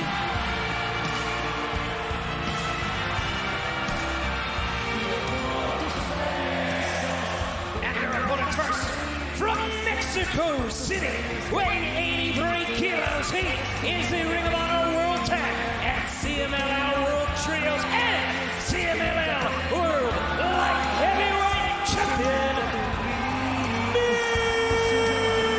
Mystico!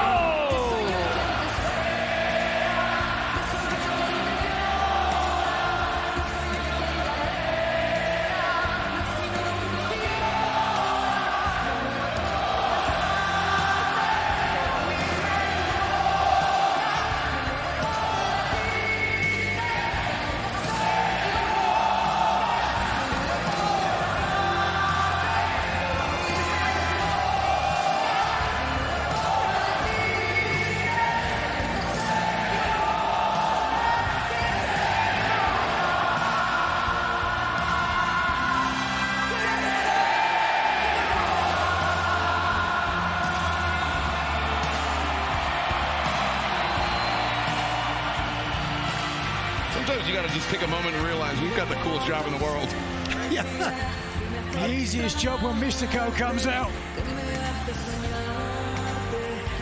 A true icon, an icon the likes of which perhaps we'll never see again in Lucha Libre, and perhaps likened to the great El Santo and his implication in society here in Mexico.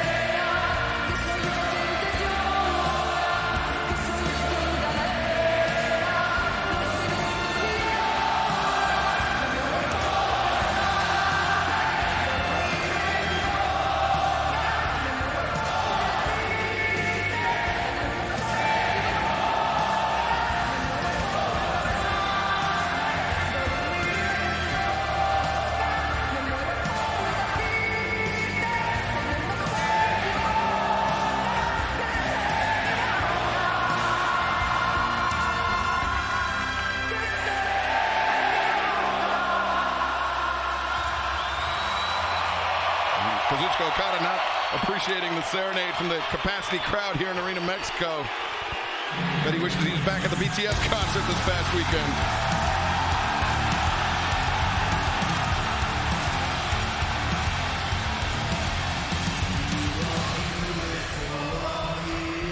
And his partners first, from Winnipeg, Manitoba, Canada, weighing 220 pounds, Corazon de Leon, Jericho!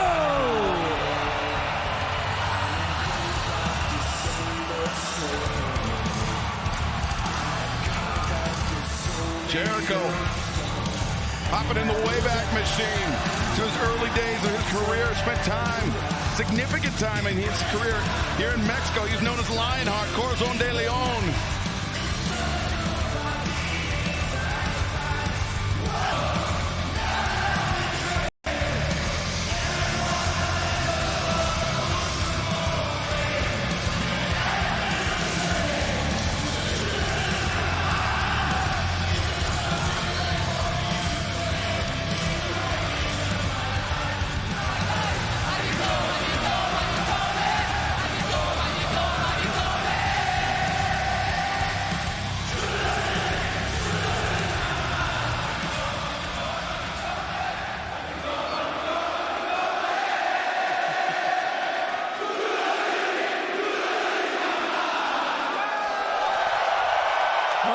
unbelievable night. Two true legends and icons, and they're about to be joined by someone just as iconic. They broke the mold when they made this one. From Seattle, Washington, weighing 175 pounds, Darby Allin.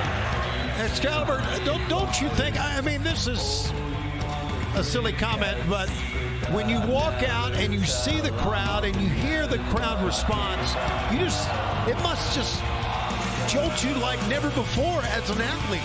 Darby Allin, former TNT champion, former AEW World Champion. His first time setting foot competing in the Cathedral of Lucha Libre Arena, Mexico. Look at him look around. And he has the full-throated support of this sold-out crowd.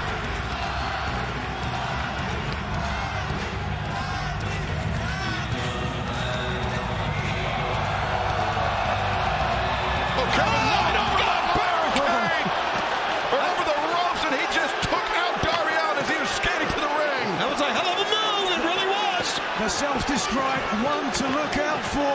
Darby Allin should have listened to the TNT champion. And now the bell has rung. This match has officially started, but it's already breaking down between these six men.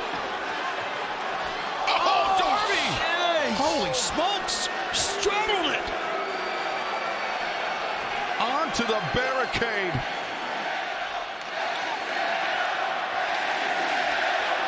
They're chanting Hechicero. CMLL World Champion Hechicero. Hechicero, of course, in league with the Don Callis family. And rising knee strike caught Místico flush in the face.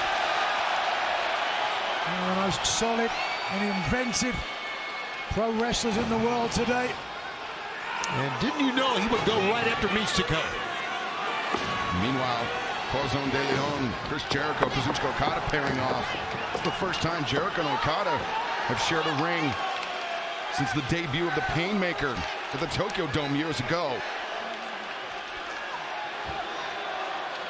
Okada, though, turned his back on the former AEW World Champion, inaugural AEW World Champion, Chris Jericho. Jericho wearing a replica of the same gear he used to wear as Lionheart back in the day. Whoa. That's underneath Okada. Drop kick ready for Jericho. A chance to talk to Jericho earlier about the nostalgia of being back here in Arena Mexico. I asked how it had changed. He said it's pretty much the same, just smells a little bit better nowadays. Oh, stop it. That's what he said. And Kevin Knight tags himself in. Jericho. Get mad at me doing my job. Well, you didn't. He's competed in these hallowed halls dozens of times, but Místico has competed here in Arena Mexico, a mind-boggling more than 1,000 times just recently, breaking that high water mark. They are jammed to the rafters to see him here today and everybody else here in AEW. Jericho ready for Kevin Knight, has the TNT champion on their shoulders.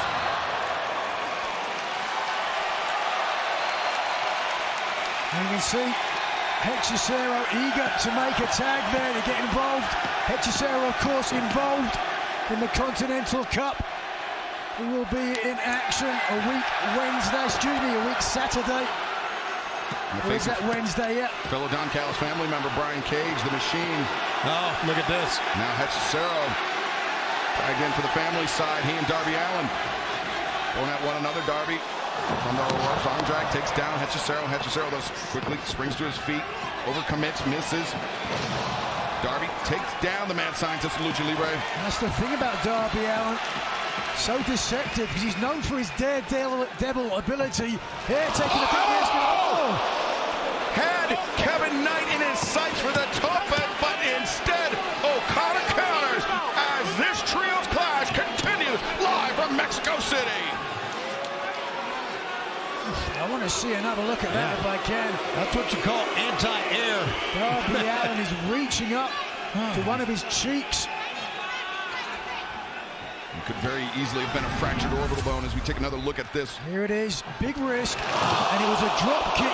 A drop kick that Okada is known for. And you notice how Darby's head whiplashed back and forth too when he hit the ground. I think the dropkick caught him on the face, and Darby's heels as a result may have got caught up in the ropes. Double impact and more punishment now. As Hechicero standing on the knees of Darby Allin, La Tapatia. Romero special. Darby, Darby face first in that top turnbuckle pad. Yeah, how much more can that face take, right? Hechicero is such an incredibly inventful wrestler. When he goes up against Brian Cage in the Continental Cup, I guarantee you Cage is going to be picked apart, body part by body part, and Don Callis not going to be too happy about that. Well, I suppose either way, remember the Don Callis family advances.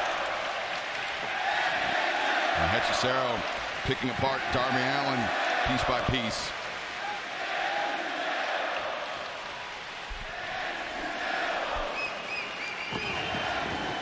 Wrenching the arm down, Darby Allin to his feet, but Hechicero doing a good job controlling the wrist. Yeah, everything Hechicero does is with expertise. You can see it. It certainly goes for Japan's greatest export ever in Kazuchika Okada, who lived up to his legendary legacy in his home country, holding almost gold almost all of his AEW tenure. Wow. Ooh, look at three Okada consecutive just standing shots. there, gritting his teeth in that. On the move, Okada. Drives down. Darby and now just toying with the former AEW World Champion. A flippant, inconsequential pinning attempt from Okada. The former international champion has to know, or had to know, no way he was defeating former world champion like that. And of course, of boos, greet the TNT champion, the Jet, Kevin Knight, as he tags in. And Knight, his animosity toward Darby Allin, saying that Darby let everyone down when he lost the AEW World Championship to MJF earlier this year. And that was the reason for Kevin Knight's betrayal. Mocking Lionheart with that pinfall attempt.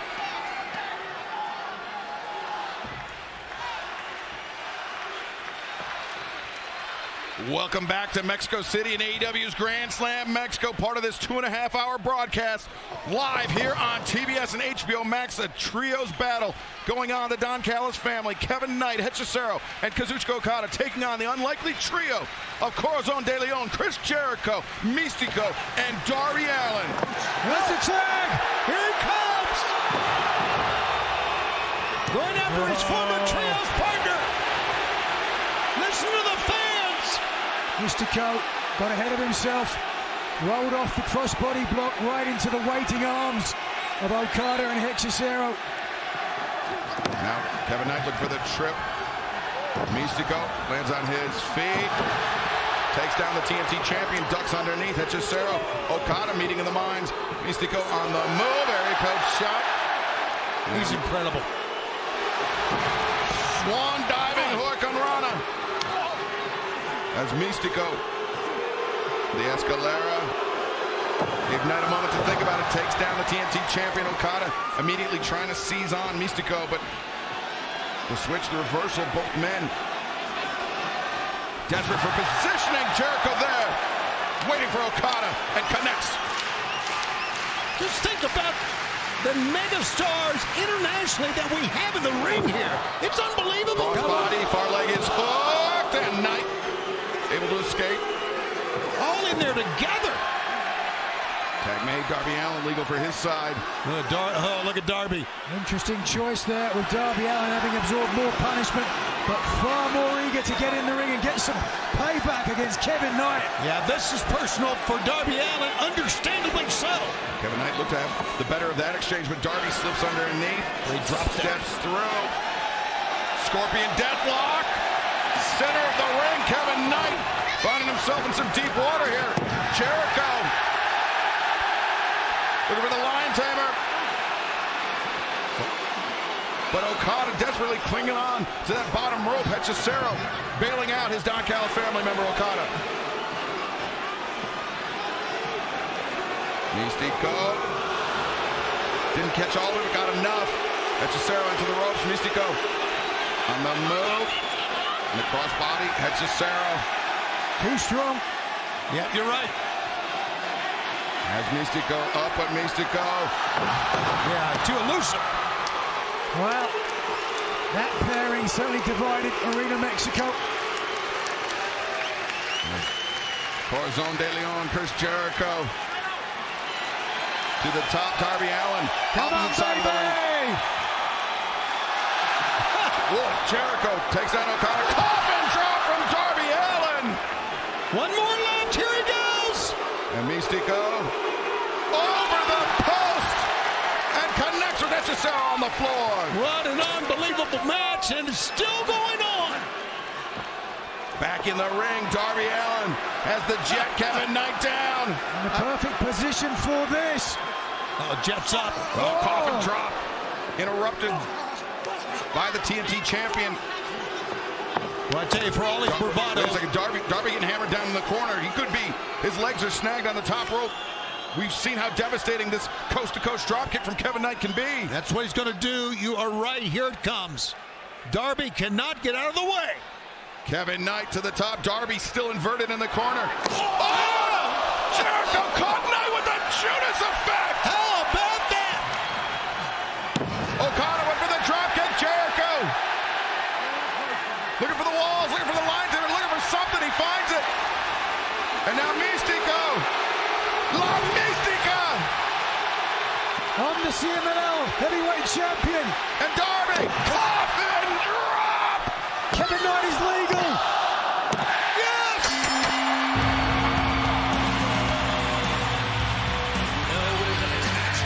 The team Mystico, Corazon de Leon, Jericho, and Darby Allin. A measure of revenge for Darby Allin, but Nigel, something tells me he will not be satiated with just that.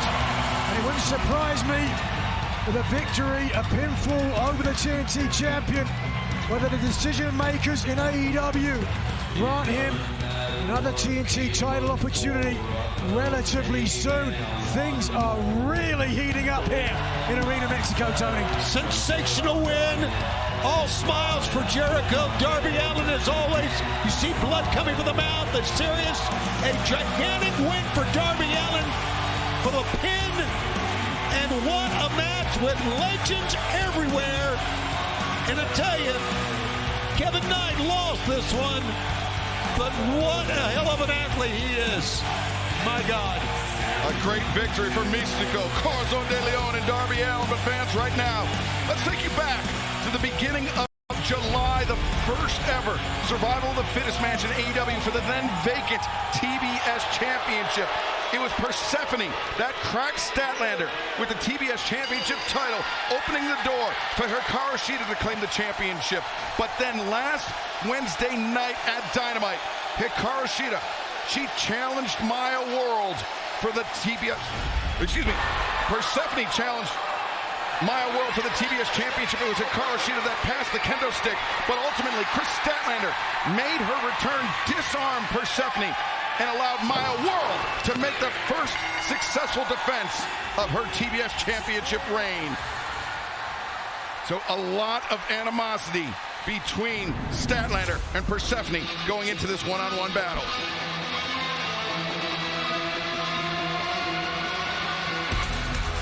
This next battle is set for one fall.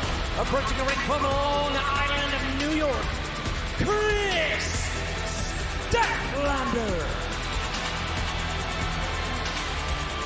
Chris Statlander striding to the ring here in Arena Mexico.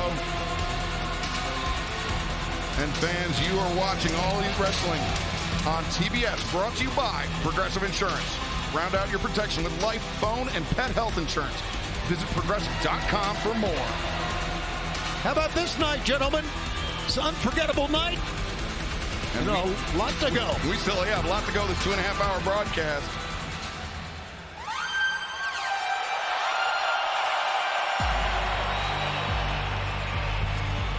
And her opponent from El Paso, Texas, she is the CMLL World Women's Champion, Persephone. Persephone, one of the most feared competitors in the women's division of CMLL, came within a heartbeat, half a heartbeat, of claiming the TBS championship back at Survival of the Fittest, but it was Chris Statlander that eliminated Persephone from that match, and something that Persephone's been seething over. Was seething about for well over a month. You see the Mexican national champion Thunder Rosa cheering on her friend Chris Statlander in this one-on-one clash with Persephone. Former world champion, crowd knowing that she's here cheering on Thunder Rosa. Persephone is in a 154-day reign here, so the fans know her very, very well. This should be a great matchup. Of course, the CMLL women's title not on the line in this matchup. Right. This is all about payback, but it's only one would think if Big Stat Daddy is able to secure a pinfall or submission over the champion, would not be long before she gets a title opportunity. Nigel, it's not often that we see someone equal the size and strength of Chris Statlander, but Persephone certainly seems gifted in that department. Persephone is so confident, almost to the borderline of arrogance, but she really believes in herself.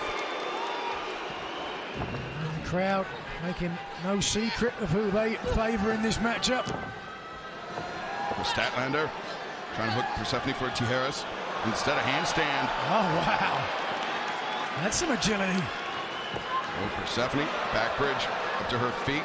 Kick intercepted by Statlander. Arm drag attempted, but there's the power. Equal on both sides. Elbow strike. Persephone wrestling her 5th match in 7 days, Nigel. She competed last week in Detroit, went to Mexico City, back to New York City, then back to Mexico City to face Chris Statlander here tonight. A punishing schedule for Persephone. Yep, certainly breakneck speed. The sarcastic CMLL women's champion and the former AEW women's champion Chris Statlander, as we've detailed, both have an axe to grind in this match. Statlander. Whoa! Big risk, but big reward for her on the outside, taking down Persephone on the floor. The fact that Persephone is not only the CMLL Women's World Champion like we talked about in the midst of a big reign, but let's not forget she defeated Mercedes Moné to win that belt, so it says a lot of... Whoa! Statlander looking for the guillotine leg drop. Persephone, the drop kick. And Statlander to the floor. Boy, all that force on the base of the spine.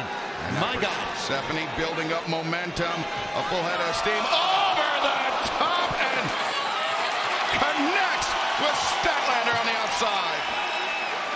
We're getting in the face of Thunder Rosa, the Mexican national champion. The title that Thunder Rosa won just a few nights ago here in Arena, Mexico. Yeah, she's telling Thunder Rosa, watch this. Persephone needs to be careful, though. Chris Statlander, very potent opposition as Persephone keeps the assault on Chris Statlander.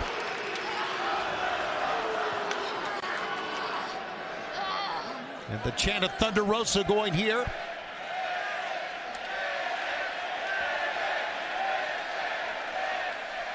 Statlander in the grip of Persephone, trying to get up to a vertical position. Fans, this match continues on Grand Slam Mexico. We're going to step away from the action for 1 minute and 59 seconds. You heard that right. Don't go anywhere.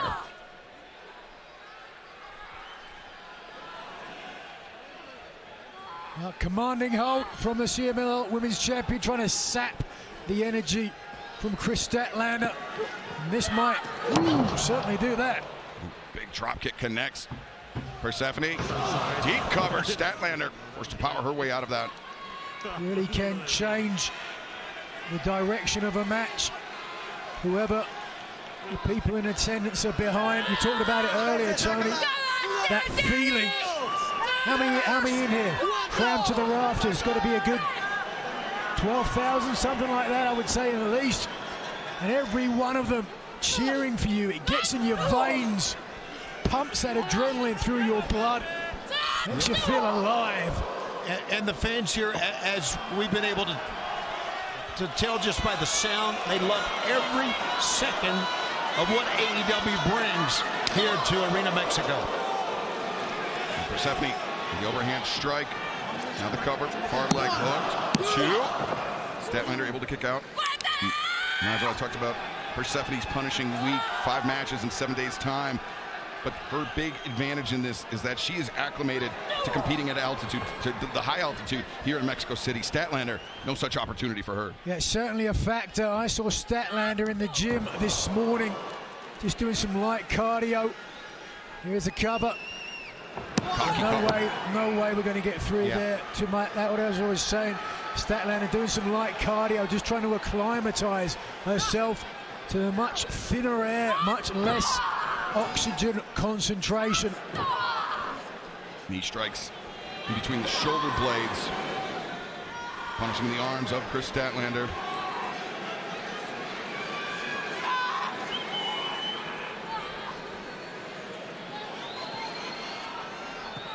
Welcome back to AEW's Grand Slam Mexico, live from the Cathedral of Lucha Libre Arena Mexico. Tony Schiavone, Nigel McGuinness, myself, Excalibur, on the call for this 2.5-hour broadcast. Persephone and Kris Statlander.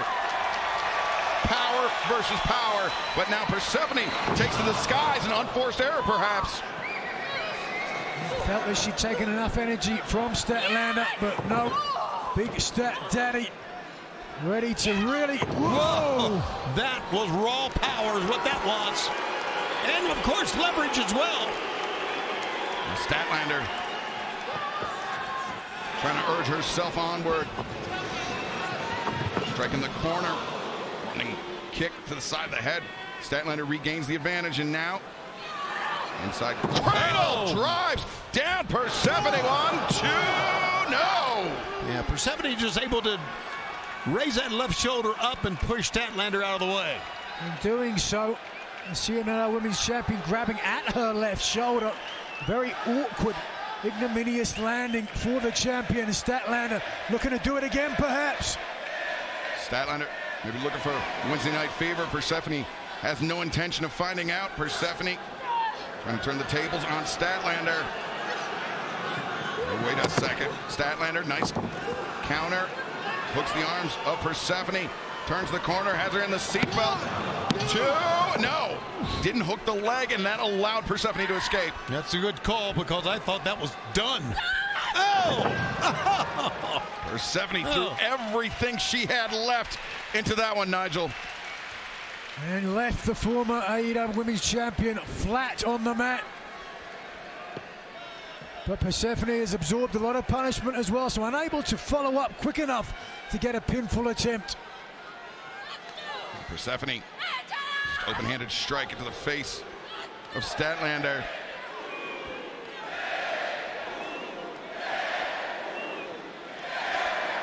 Oh, Statlander, quick combination, lefts and rights.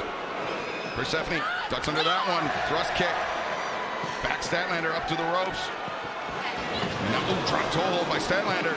Great defensive move. And Statlander on the move, splash across the shoulders.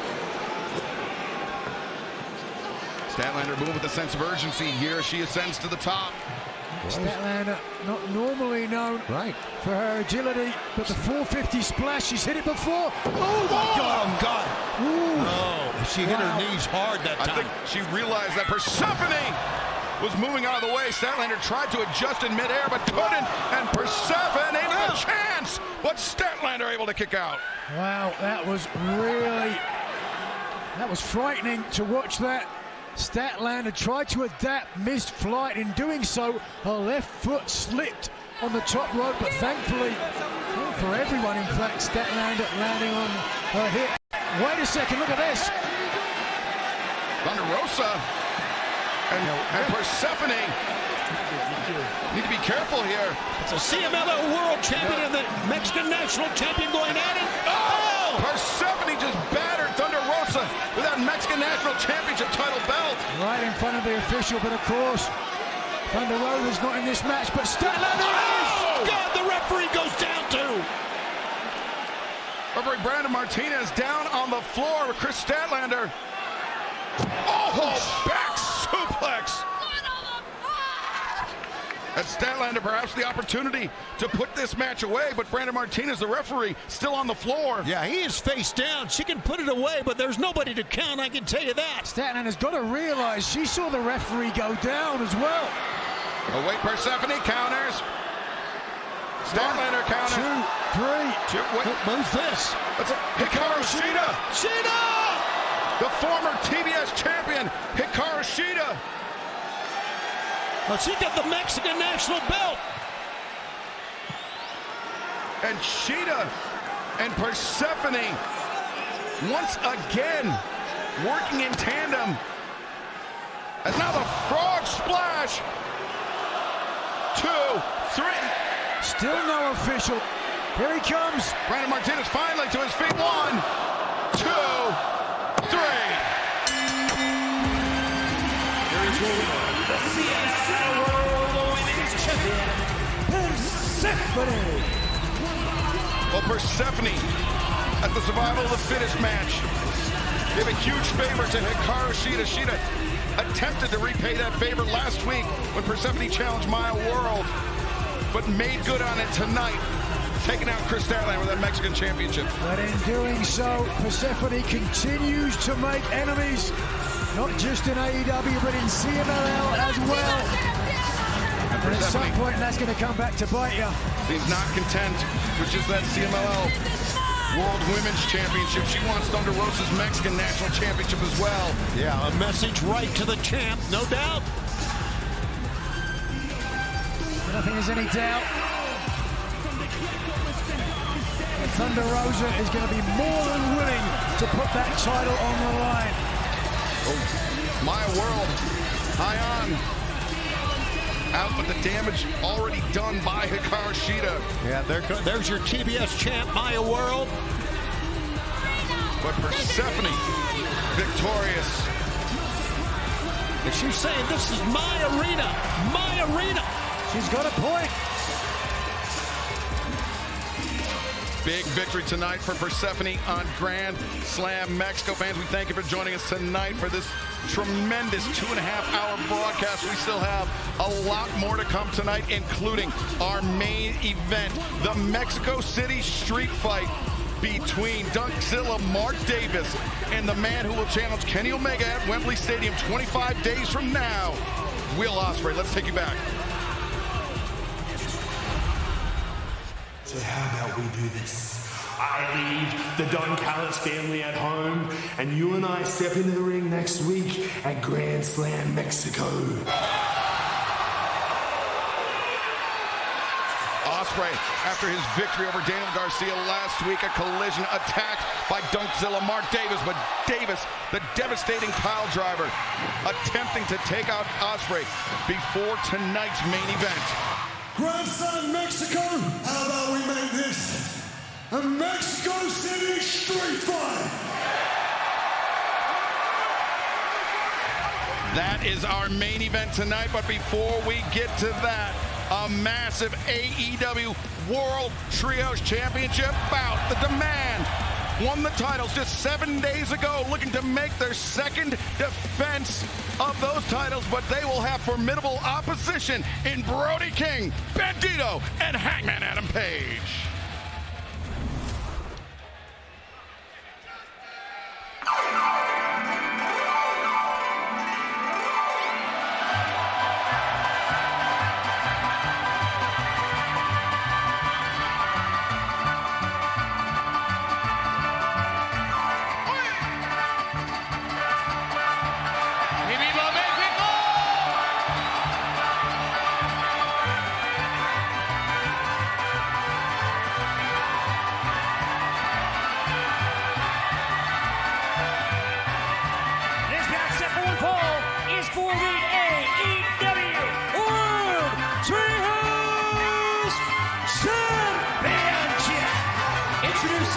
Challengers, Hangman Adam Page, Brody King, and the Ring of Honor champion, Bandito.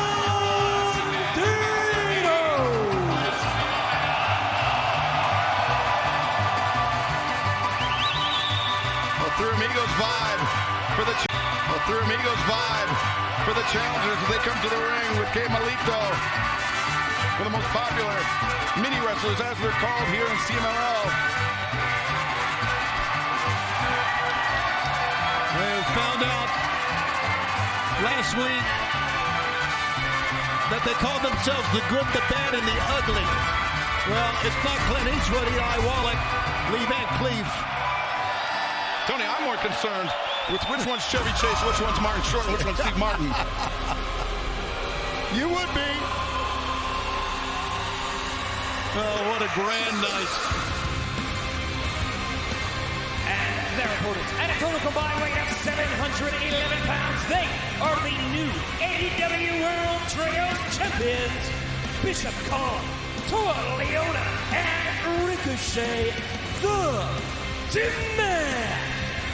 It was just 1 week ago in Detroit, the Demand defeating the conglomeration with the help of the Lethal Twist, but already one successful defense of the Trios Championships to their credit, Nigel. Yeah, taking out the Rascals.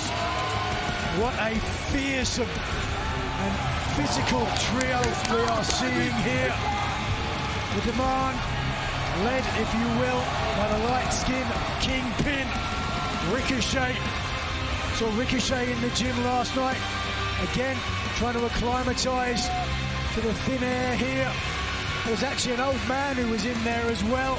And when he saw Ricochet, his head spun on a swivel. I saw him at breakfast this morning. He'd shaved all of his head off and drawn on his arm with, what do you call that pen? Sharpie. Yeah, true story. What an inspiration. Ricochet changing lives around the world, according to Nigel McGuinness. It's going to be the first match in 144 days for Hangman Adam Page since losing the world title to MJF at Revolution in March. And in doing so, giving up any opportunity to challenge for the title again. Whoa! Ready to become a Trios champ here tonight. What if the Demand have their way? The Demand attacking the challengers. But Brody King sending Ricochet out to the floor. Meanwhile, inside the ring, Bishop Khan, Toa Leona with Hangman Adam Page. See there, to the left of your screen, Ricochet, very erudite decision, trying to take out the leg of Brody King. Back inside. Oh, hip toss attempted by Toa Leona.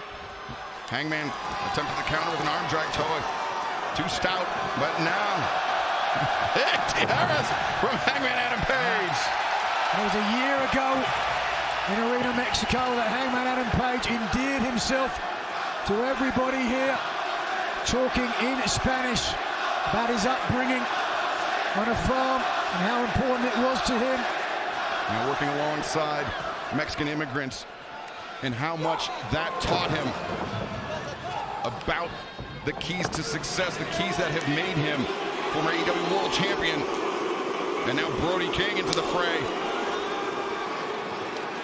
Yeah, Brody's fighting off two very powerful, incredibly athletic men. Oh, he takes them both down. Takes down 2/3 of the Trios champions, but now Ricochet charges in and gets sent out to the floor by Big Bad Brody King. He just joined him, Excalibur. Listen to that ovation. Oh, look, using the bottom rope to pin the Demand. It's the first time I've ever seen that, gentlemen, ever. Who'd have thought Brody King would be the one to do it? Yeah, I know. Look at this. Bandito. Steady yourself. The assist, and Bandito takes down the champions on the floor. Bandito, Brody King, and Hangman Adam Page are going to need it. See, wait a second. The Macarena. Oh, this is ridiculous. Yeah, and they're going to pay for it. Yeah, you're not kidding. Maybe the undoing of the challengers may cost them the AEW World Trios Championship. What were they thinking against the team I think Nigel just getting caught up in the moment. Of course. Here in Arena Mexico. Of course, it was Bandito that called for it. But now the demand is taking charge. This sold-out crowd decidedly supporting the challengers as Bandito greets Bishop Kaun with that rising boot, but Kaun ready for a counterattack. What a phenomenal athlete. You just look at it. I mean, top to bottom, muscles. Oh! A backbreaker on the turnbuckles, fans. We're stepping away from the action for 1 minute and 59 seconds as this Trio Championship bout continues.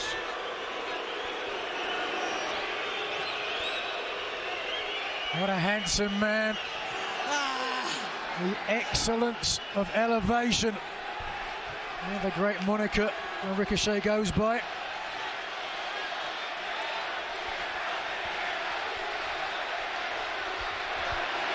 And Ricochet turning Bandito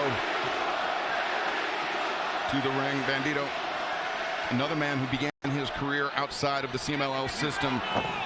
Never thought it'd be possible for him to compete inside Arena Mexico, inside these hallowed halls, but Bandito, much like Commander, just proved himself to be undeniable.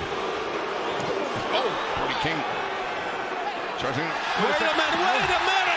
Kemalito brought in the ring, and look at this, the demand assaulting him. Completely uncalled for. Bandito covering him up. And Brody King trying to help Kemalito. Oh, boy.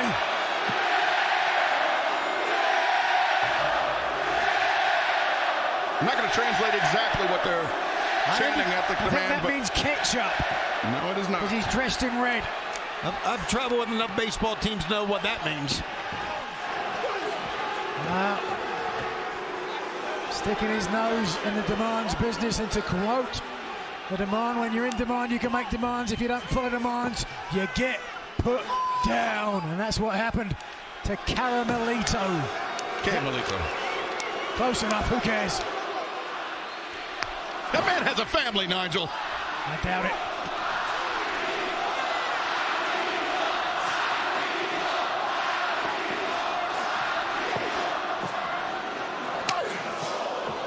Welcome back to an raucous crowd here in a sold-out Arena Mexico. The AEW World Trios Championship on the line. Brody King, Hangman Adam Page, Bandito trying to dethrone the demand 1 week after Bishop Kaun, Toa Liona, and Ricochet won the title. Oh! Bishop Kaun, great counter to Bandito charging in. I think Bandito was kind of fortunate there was a rampway there. Had he fallen straight to the floor, it would have been much worse. Oh, well, that's pretty bad as well. The strength of the Cameroonian prince, Bishop Kaun, tagging in Ricochet here. And Bandito just getting battered by the champions. Handful of hair dragging Bandito over to the Demand's corner. That's not his real hair. Apparently he's bald underneath that mask. No, it's a wig. That's what Ricochet told me. Ricochet! Oh! Came flying in, Bandito ready for it with a pair of boots. Bandito, not only a great athlete, has a tremendous sense of timing in the ring. Look at this. He waited on him. Bang, right into the midsection of the light-skinned Kingpin. Tag made! Now it's Hangman Adam Page's turn to go to work. Ducks underneath Ricochet. There you go. Clear out the corner. Takes down Toa, takes down Kaun, and now eyes in the back of his head. Saw Toa Liona creeping up. Ricochet attempting a crossbody. Hangman ready for him. Fall away slam. Hangman up to his feet. 144 days, high altitude. It does not matter to Hangman Adam Page. He is ready for this fight. Wow, moving with ease. Cowboy has his spurs.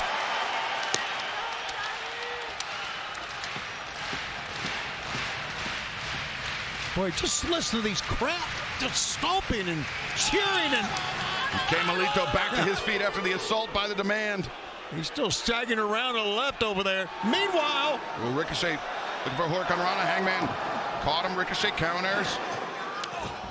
Hangman lands on his feet, but a boot to the midsection greets him as Hangman. There you go. The Liger Bomb to Toa there, just barely in time. Yeah, it looks like he was rolling to get there barely.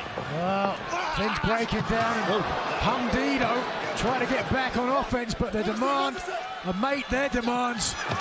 Oh, there you go again. Bandito and Brody hard into the barricade, and it's not Brody's only trip, a second time into the unforgiving steel. They just bounce off of it. He's got it. Hangman out to the apron. He's going for it, man. Poised to deliver a buckshot, but Toa Liona tries to counter, as does Bishop Khan. Trying to contain Hangman Adam Page. Oh, with a knee strike. Big mistake. Hangman looked to his right to the crowd. Hangman Adam Page. Down, and the demand. And the champions take flight and take down all the opposition. How about Ricochet going over the top and landing right on top of Hangman? Hangman sucking the air out of the audience here in Arena Mexico. You have to admit that was impressive. Now Ricochet thrown into the corner. Elbow strike for Hangman Adam Page. Bishop Khan, the splash. And now Leona, the mad charge. Oh, with a burst of speed. Hangman's in trouble, gentlemen. Leaving knee strike, headbutt. And now Khan deposits Hangman. Ricochet, shooting star press to, and Hangman able to kick out. There's no one in Hangman Adam Page's corner except for Ketchup Lido. Okay, Melito. Bless you. Hangman Adam Page is not his first rodeo as far as the Trios Championships are concerned. Tony, former Trios champion alongside Kevin Knight and Speedball Mike Bailey. How long ago that feels now. Yeah, and it wasn't really, but you're right. Demand. Oh, wait. Ricochet got caught by Brody King. Hangman Adam Page trying to fight off Khan and Leona. Ducks underneath Bishop Khan. Standing switch. Hangman backs Khan up to the corner. Toa charges in, finds his own partner, and Brody sandwiches them both. When you need a big man. Brody. Incoming. King! Cannonball in the corner. Ricochet, though, takes down Big Bad Brody King. Great timing by Ricochet to get that blow in. Wow. Shake falls off the chest of Hangman. Quick succession, but Hangman! Oh! Discus lariat connects! Got Ricochet under the jaw. And Page now got to get over there and make that tag. Who's he going to tag, though? It's Bandito, the Ring of Honor World Champion. And Bandito. Nearing into 500 days as champion. Here it is. Slapjack. No. Tag made. Look at that. Ricochet landed on his feet. I'm not sure if Bandito realizes Ricochet's not the legal man. Toa Liona legal for the champions. Just bounced Brody King's head off the steel ring post. And meanwhile, Bandito up to the top. Interrupted there by Bishop Khan. I believe Toa Liona is the legal man. And he's going to look at him to the right. He's going to climb in the ring finally. Ooh. Khan rough landing on the floor, but Toa Liona there sandwiches Hangman Adam Page against himself, against Liona and the corner. Oh. Boy, nobody strikes like that long reach of Brody King. Ricochet caught Brody charging in, and Toa Liona waiting for him. Oh boy, the look on Toa Leona's face. Oh, if he does this, no, there's no way possible. 3 grown men. That's got to be every bit of 600 pounds. Can you believe it, Toa Liona? If not more. Come on. 1, 2. Whoa, Bandito. Very narrow escape. I know the idea is to win the match, but after what we just saw, that's kind of a Totally arguing with referee Bryce Remsburg about the speed of the count, but the demand. Bandito's hurting. Looking to press this 3-on-1 advantage. Maybe not. Over Bandito, Ricochet sent to the floor, as was Bishop Khan. Tolina charges in. Oh, head bouncing off the steel ring post. Great defensive move, just slumping down. Devastating lariat by Brody King, and he's not done. Brody on the move. Tope Suicida for Brody King. And back inside. Does the Ring of Honor World Champion have the strength? He's got his opponent in the right position. 21. Oh, maybe not. 21 grip is what it is. Oh, Hangman. Kick to the side of Bandito. Look at his deadlift. No, totally attacking the grip of Bandito. Oh, wait a second. Hangman. Buck shot. Lariat. 1, 2.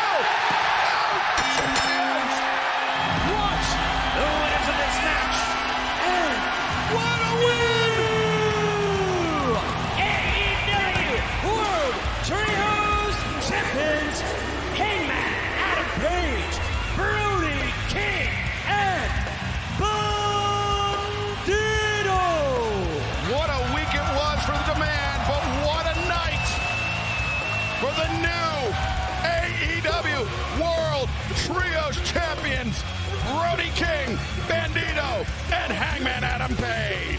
Well, huge upset for Hundido. And fans, let's take a look at the move of the night presented by DC Studios Lanterns, premiering August 16th on HBO Max. Well, if 2 moves, 2 heads are better than 1. 2 moves, certainly highly effective. Buckshot lariat into the 21-plex, and it's 3 is the magic number. Adam Page wears gold again with the former tag team champions Brodido. What a night, what a moment, and look at this. Catch up Lido. Trying to get into the action. Did not wait long, jumping back in the saddle. And fans, we still have our main event to come tonight, a Mexico City street fight. Will Ospreay, Dougzilla Mark Davis, next, live from Mexico City, Mexico. And only 159, we got that big match. This place is going to explode. And the Continental Cup kicks off. Claudio Castagnoli, Ace Austin, first round match. Orange Cassidy, Matt Sydal, another first round match from Colorado Springs. And this one is gonna be a doozy. Jake Doyle, Eddie Kingston, first round match in the Continental Cup, which culminates at Wembley Stadium 25 days from now. But it is main event time in Mexico City. Ladies and gentlemen, in this next bout, there will be no countouts, no disqualifications. Anything goes in your main event tonight. A Mexico City Street Fight!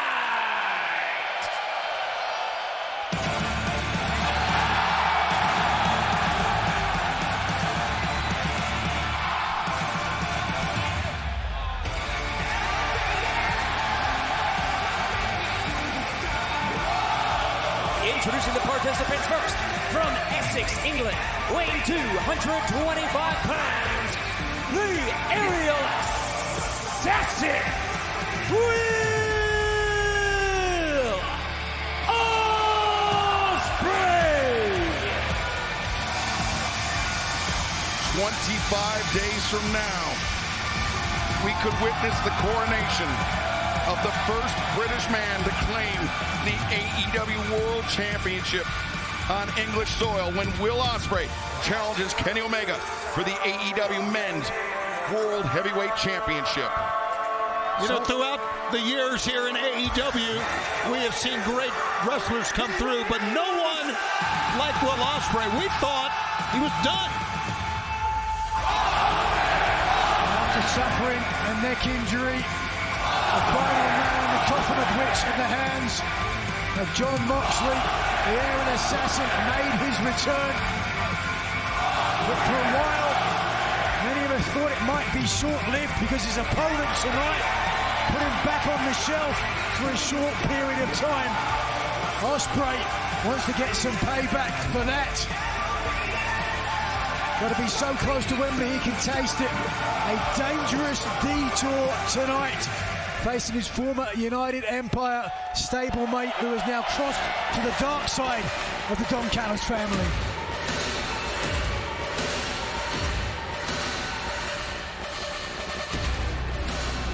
And his opponent, proudly representing the Don Callis family from Brisbane, Australia, weighing 264 pounds, Dunkzilla Mark Davis. Dunkzilla Mark Davis coming out, steel chair in hand, sans Don Callis. Both Ospreay and Davis agreed that they would battle it out with everyone banned from ringside in this Mexico City street fight. Whoa, Davis launched that chair. Very nearly beheaded Ospreay, but now Davis, though, gouges the eyes of Ospreay and knocks the #1 contender back into the ring. You're looking at the last man to defeat Will Ospreay in AEW. If you'll recall, the match was stopped. Ospreay could not continue. You can better believe, the big guy's going to want to do much the same here tonight. And it was after that match that Will Ospreay was carried out by the Death Riders. 6 weeks later, Ospreay and Davis would meet again. This time, it was in the semifinals of the 2026 Owen Hart Foundation Men's Tournament. Ospreay prevailed that night, defeated Swerve Strickland in the finals, and punched his ticket to Wembley Stadium to challenge for the AEW Men's World Championship 25 nights from now. It's one of the most incredible moments I've ever seen. That Forbidden Door when Ospreay said, to your point, punching his ticket. Now, for every child who has ever had a dream, who has ever been looked down on or made fun of, this is for you. But he's got to get by Dunkzilla to make it to Wembley. Ospreay elevates and lands on Davis, but Davis crucially kept his vertical base, Tony. Yeah, he sure did, and it's hard to get a man like Dunkzilla off his feet.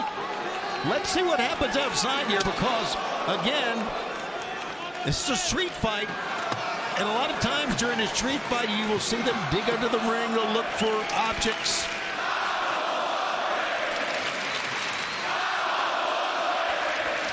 Will Ospreay enjoying the support from Arena Mexico. And now he's found a tire. Well, that's unique.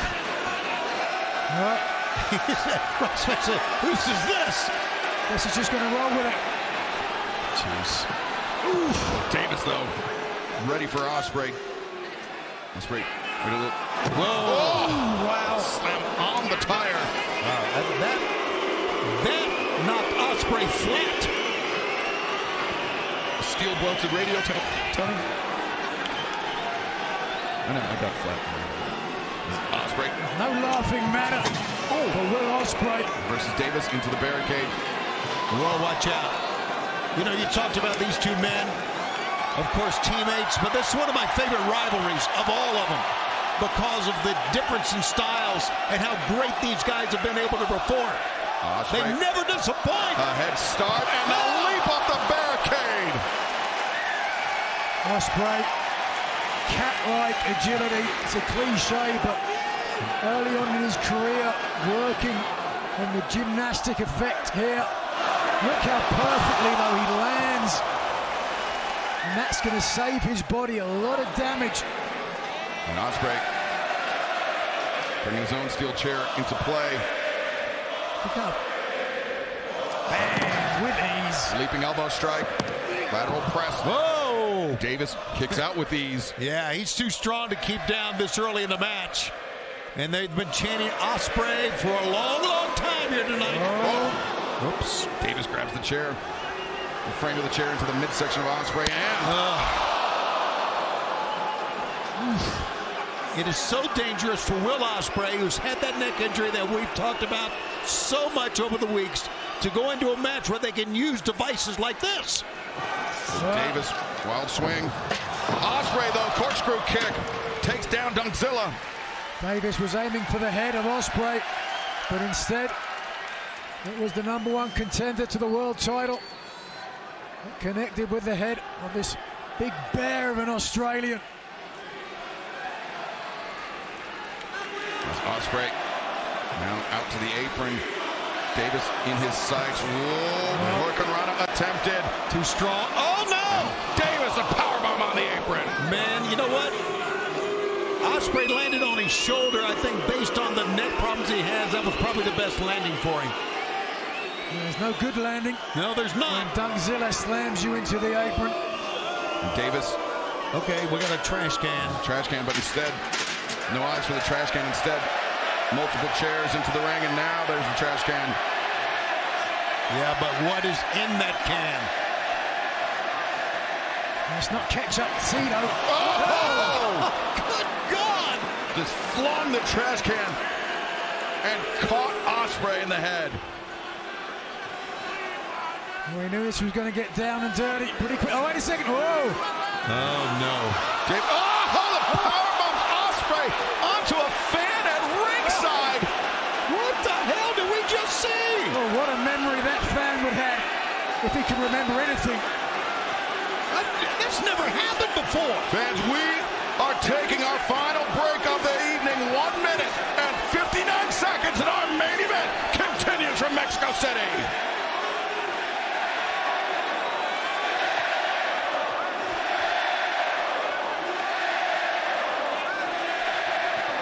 I'm stunned. Absolutely stunned. Not as stunned as that guy is. No. As Ospreay. Right to the head. Not going to help the neck there at all. Ospreay trying to escape Davis, but Davis just cracking that stop sign on the head of the aerial assassin. Yeah, he is, Davis, that is relentless. Back to the choke that we saw a week ago. On the damage, the surgically repaired neck of Ospreay. And the choke that set up the pile driver on the floor last week at Collision by Davis.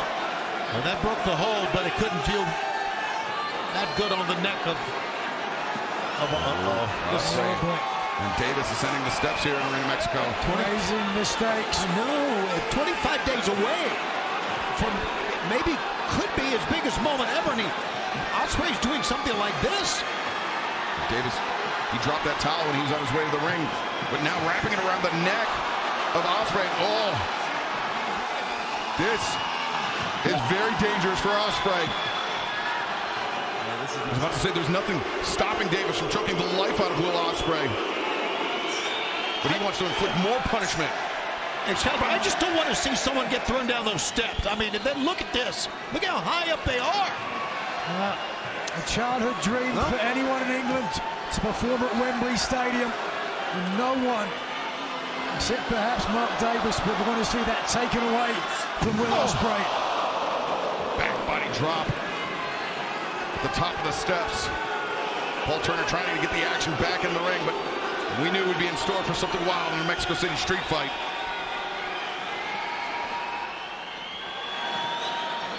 The aerial assassin, Will Ospreay, Dougzilla, Mark Davis battling it out.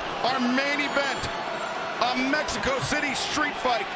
Davis and Ospreay. Oh! Gee, what? Davis just cracked. No! Oh my God! Oh my God! Cracked that board over the head of Ospreay, and Ospreay goes tumbling down the steps here in Arena Mexico. Oh. A piece of particle board or something like that, and exploded on impact. That's only part of the story, just tumbling down those steps. And now Davis poised to return Ospreay back to the ring. Oh. That's what you call being manhandled. Give me my fucking chair back! Give me my fucking chair back! We apologize for the language of Dougzilla, Mark Davis, which we can understand why the emotions are at a fevered pitch in this one, Nigel. Yeah, Davis feels like he's got something to prove to himself, to the Don Callis family. And Davis filling the ring with chairs, and now I think there's a barbed wire wrap chair there as well. As Davis, gut wrench. No, Ospreay escapes. Oh. What precision with that kick. And Davis clearly stunned by that one. Ospreay trying to lift up his former friend. Just couldn't get it done. Not yet. Oh, there it is. There it is. Oh, my God. Davis wedged that chair in between the ropes in the early moments of this match. And that just paid dividends for Dunkzilla. I think Will Ospreay may be out.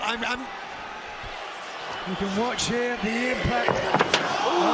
Straight through the chair. I think Ospreay's head hitting the chair, and Ospreay busted open by it was his head. Yeah. Caught a gasher, yeah. High impact. The head, the bridge of the temple there, perhaps. Hairline. All in London. Kenny Omega, the AEW World Championship. 25 days away for Will Ospreay. That's if he makes it to London. And Ospreay has already felt the taste of the one-winged angel recently with the damage to the neck. Oh!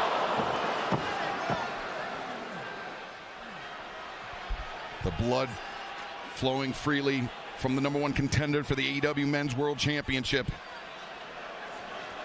Dunkzilla, who's known for a devastating pendulum pile drive. What is this? He's got a fork. Davis pulling a fork from I don't know where, but putting it directly into the flesh of Will Ospreay.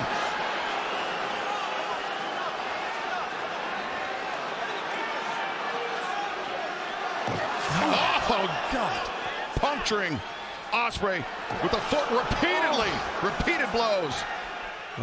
Remember, we mentioned this before, the last time they had to stop. They had to stop the match. They may have to again tonight. Ospreay, though, the drop toe hold. Davis, his head bouncing off the chair. Ospreay launches off the chair. Cutter! How does he do that? Ospreay makes the cover. And Davis able to free himself. How does Will Ospreay come back from all that to almost win the match? Oh, but wait a second. Ospreay. Turnabout is fair play for Dunkzilla. Mark Davis. Oh, God. Not just stabbing, but raking at the head of Mark Davis was Will Ospreay. That's a vision, isn't it? We won't soon forget. And Nigel, is this the killer instinct that Jon Moxley and the Death Riders were trying to impart on Will Ospreay? Well, it looks like it. He was looking for the hidden blade, but instead, the clothesline from Dunkzilla. Remember, Ospreay tendered his resignation to the Death Riders. Jon Moxley made it seem like it wouldn't be so easy. There would be a price to pay for Will Ospreay, and there's a price to pay for Ospreay at the hands of Dunkzilla Davis. Oh, my goodness. It's over. It is done. 2. No! Oh, my God! Not only does Ospreay kick out, he lunges forward. Say no, and not yet. You could see the bloody imprint of Will Ospreay's head from where he got spiked by Davis. Watch the impact here and imagine the surgically repaired neck of Ospreay. And Davis, yeah, that was barbed wire wrapped around that chair. Davis now pulling the barbed wire off. And things could be going from bad to worse for the aerial assassin. Oh, no! Maybe time to put Abuelita to bed. Davis building a momentum. Yes! Ospreay! You can see in the right of the screen, Ospreay was getting to his feet on that. The fastball winged the chair at the head of Dunkzilla. Now Davis and Ospreay perched on the ring apron, double underhook by Ospreay. Looking for the Tiger Driver. Or the Stormbreaker, but Davis, no intention of finding out. Ooh, massive headbutt by Davis. Caught Will Ospreay right under the chin. Oh, look, here he comes. Davis. Pendulum pile driver. No. Ospreay desperately kicking his feet, trying to disrupt the grip. But no, Davis reaches into the ring, the barbed wire raking at the flesh. Oh, and blood immediately flowing from the back. If he gets him independent piles, well, he's hooked on there. A 2-on-1 for Will Ospreay. Or 1-on-2, I should say. Or 3. Whoa! The roundhouse kick and Ospreay. Oh! Pile driver on the apron. It's payback pile driver time. It was the pile driver that had the match stopped last time, and Ospreay lost, and Ospreay gets it back now. The official here, both men with the crimson badge of courage, but it was Ospreay that drew second blood, if you will. A vicious pile driver, and now the official counting up to 6, I think. 7. Can Davis beat the count? 8 now from referee Paul Turner. That's 9. He's not going to be able to do it. And, Davis, at the last possible moment, springs back to life. But Ospreay hit it! That's it! 1, 2, no! Davis! Somehow, with something still left in the tank. But Ospreay is fired up. He can taste victory. He can smell Wembley Stadium and the AEW World Title. The double underhook avoided by Davis. Rolls through. Davis, though. Oh, Ospreay caught him charging again. Crucifix, 2. No! Good God. Davis breaks free. Roundhouse. Dunk. Zip. Oh, my goodness, that's got to be it. That took Ospreay out last time. Can it do it again? Grabs the arm. 2. Oh, Ospreay. Oh, Lordy. These two men are just pushing each other to the absolute limit. Ospreay struggling up to his feet. Davis once again wrapping that right arm in the barbed wire. Endure punishment himself. The barbs into the flesh. He propels Ospreay off. No! Ospreay's amazing. Look at that! Look at that! Switches positions. Steps over. He knows it. Styles Clash, center of the ring. Ospreay. 1, 2. No, Davis. Oh. Ospreay. Ospreay. Oh. Diving elbow strikes. This is the ruthlessness we saw he learned from the Death Riders. He used it. Oh no, Ospreay wrapping the barbed wire around the neck of Dunkzilla Mark Davis. Ospreay with no compunction. And a hidden blade! On the barbed wire! 1, 2, 3. Here's the winner, the aerial assassin, Will Ospreay. Not a battle, a struggle. It took almost everything Will Ospreay had, but he is now hurdled Mark Davis and can set his sights, fix his sights on Wembley Stadium Sunday, August 30th, 25 days from now, where he will challenge Kenny Omega for the richest prize in our sport, the AEW World Championship. What a grand night! What a hell of a match to end it all! An incredible victory by Will Ospreay.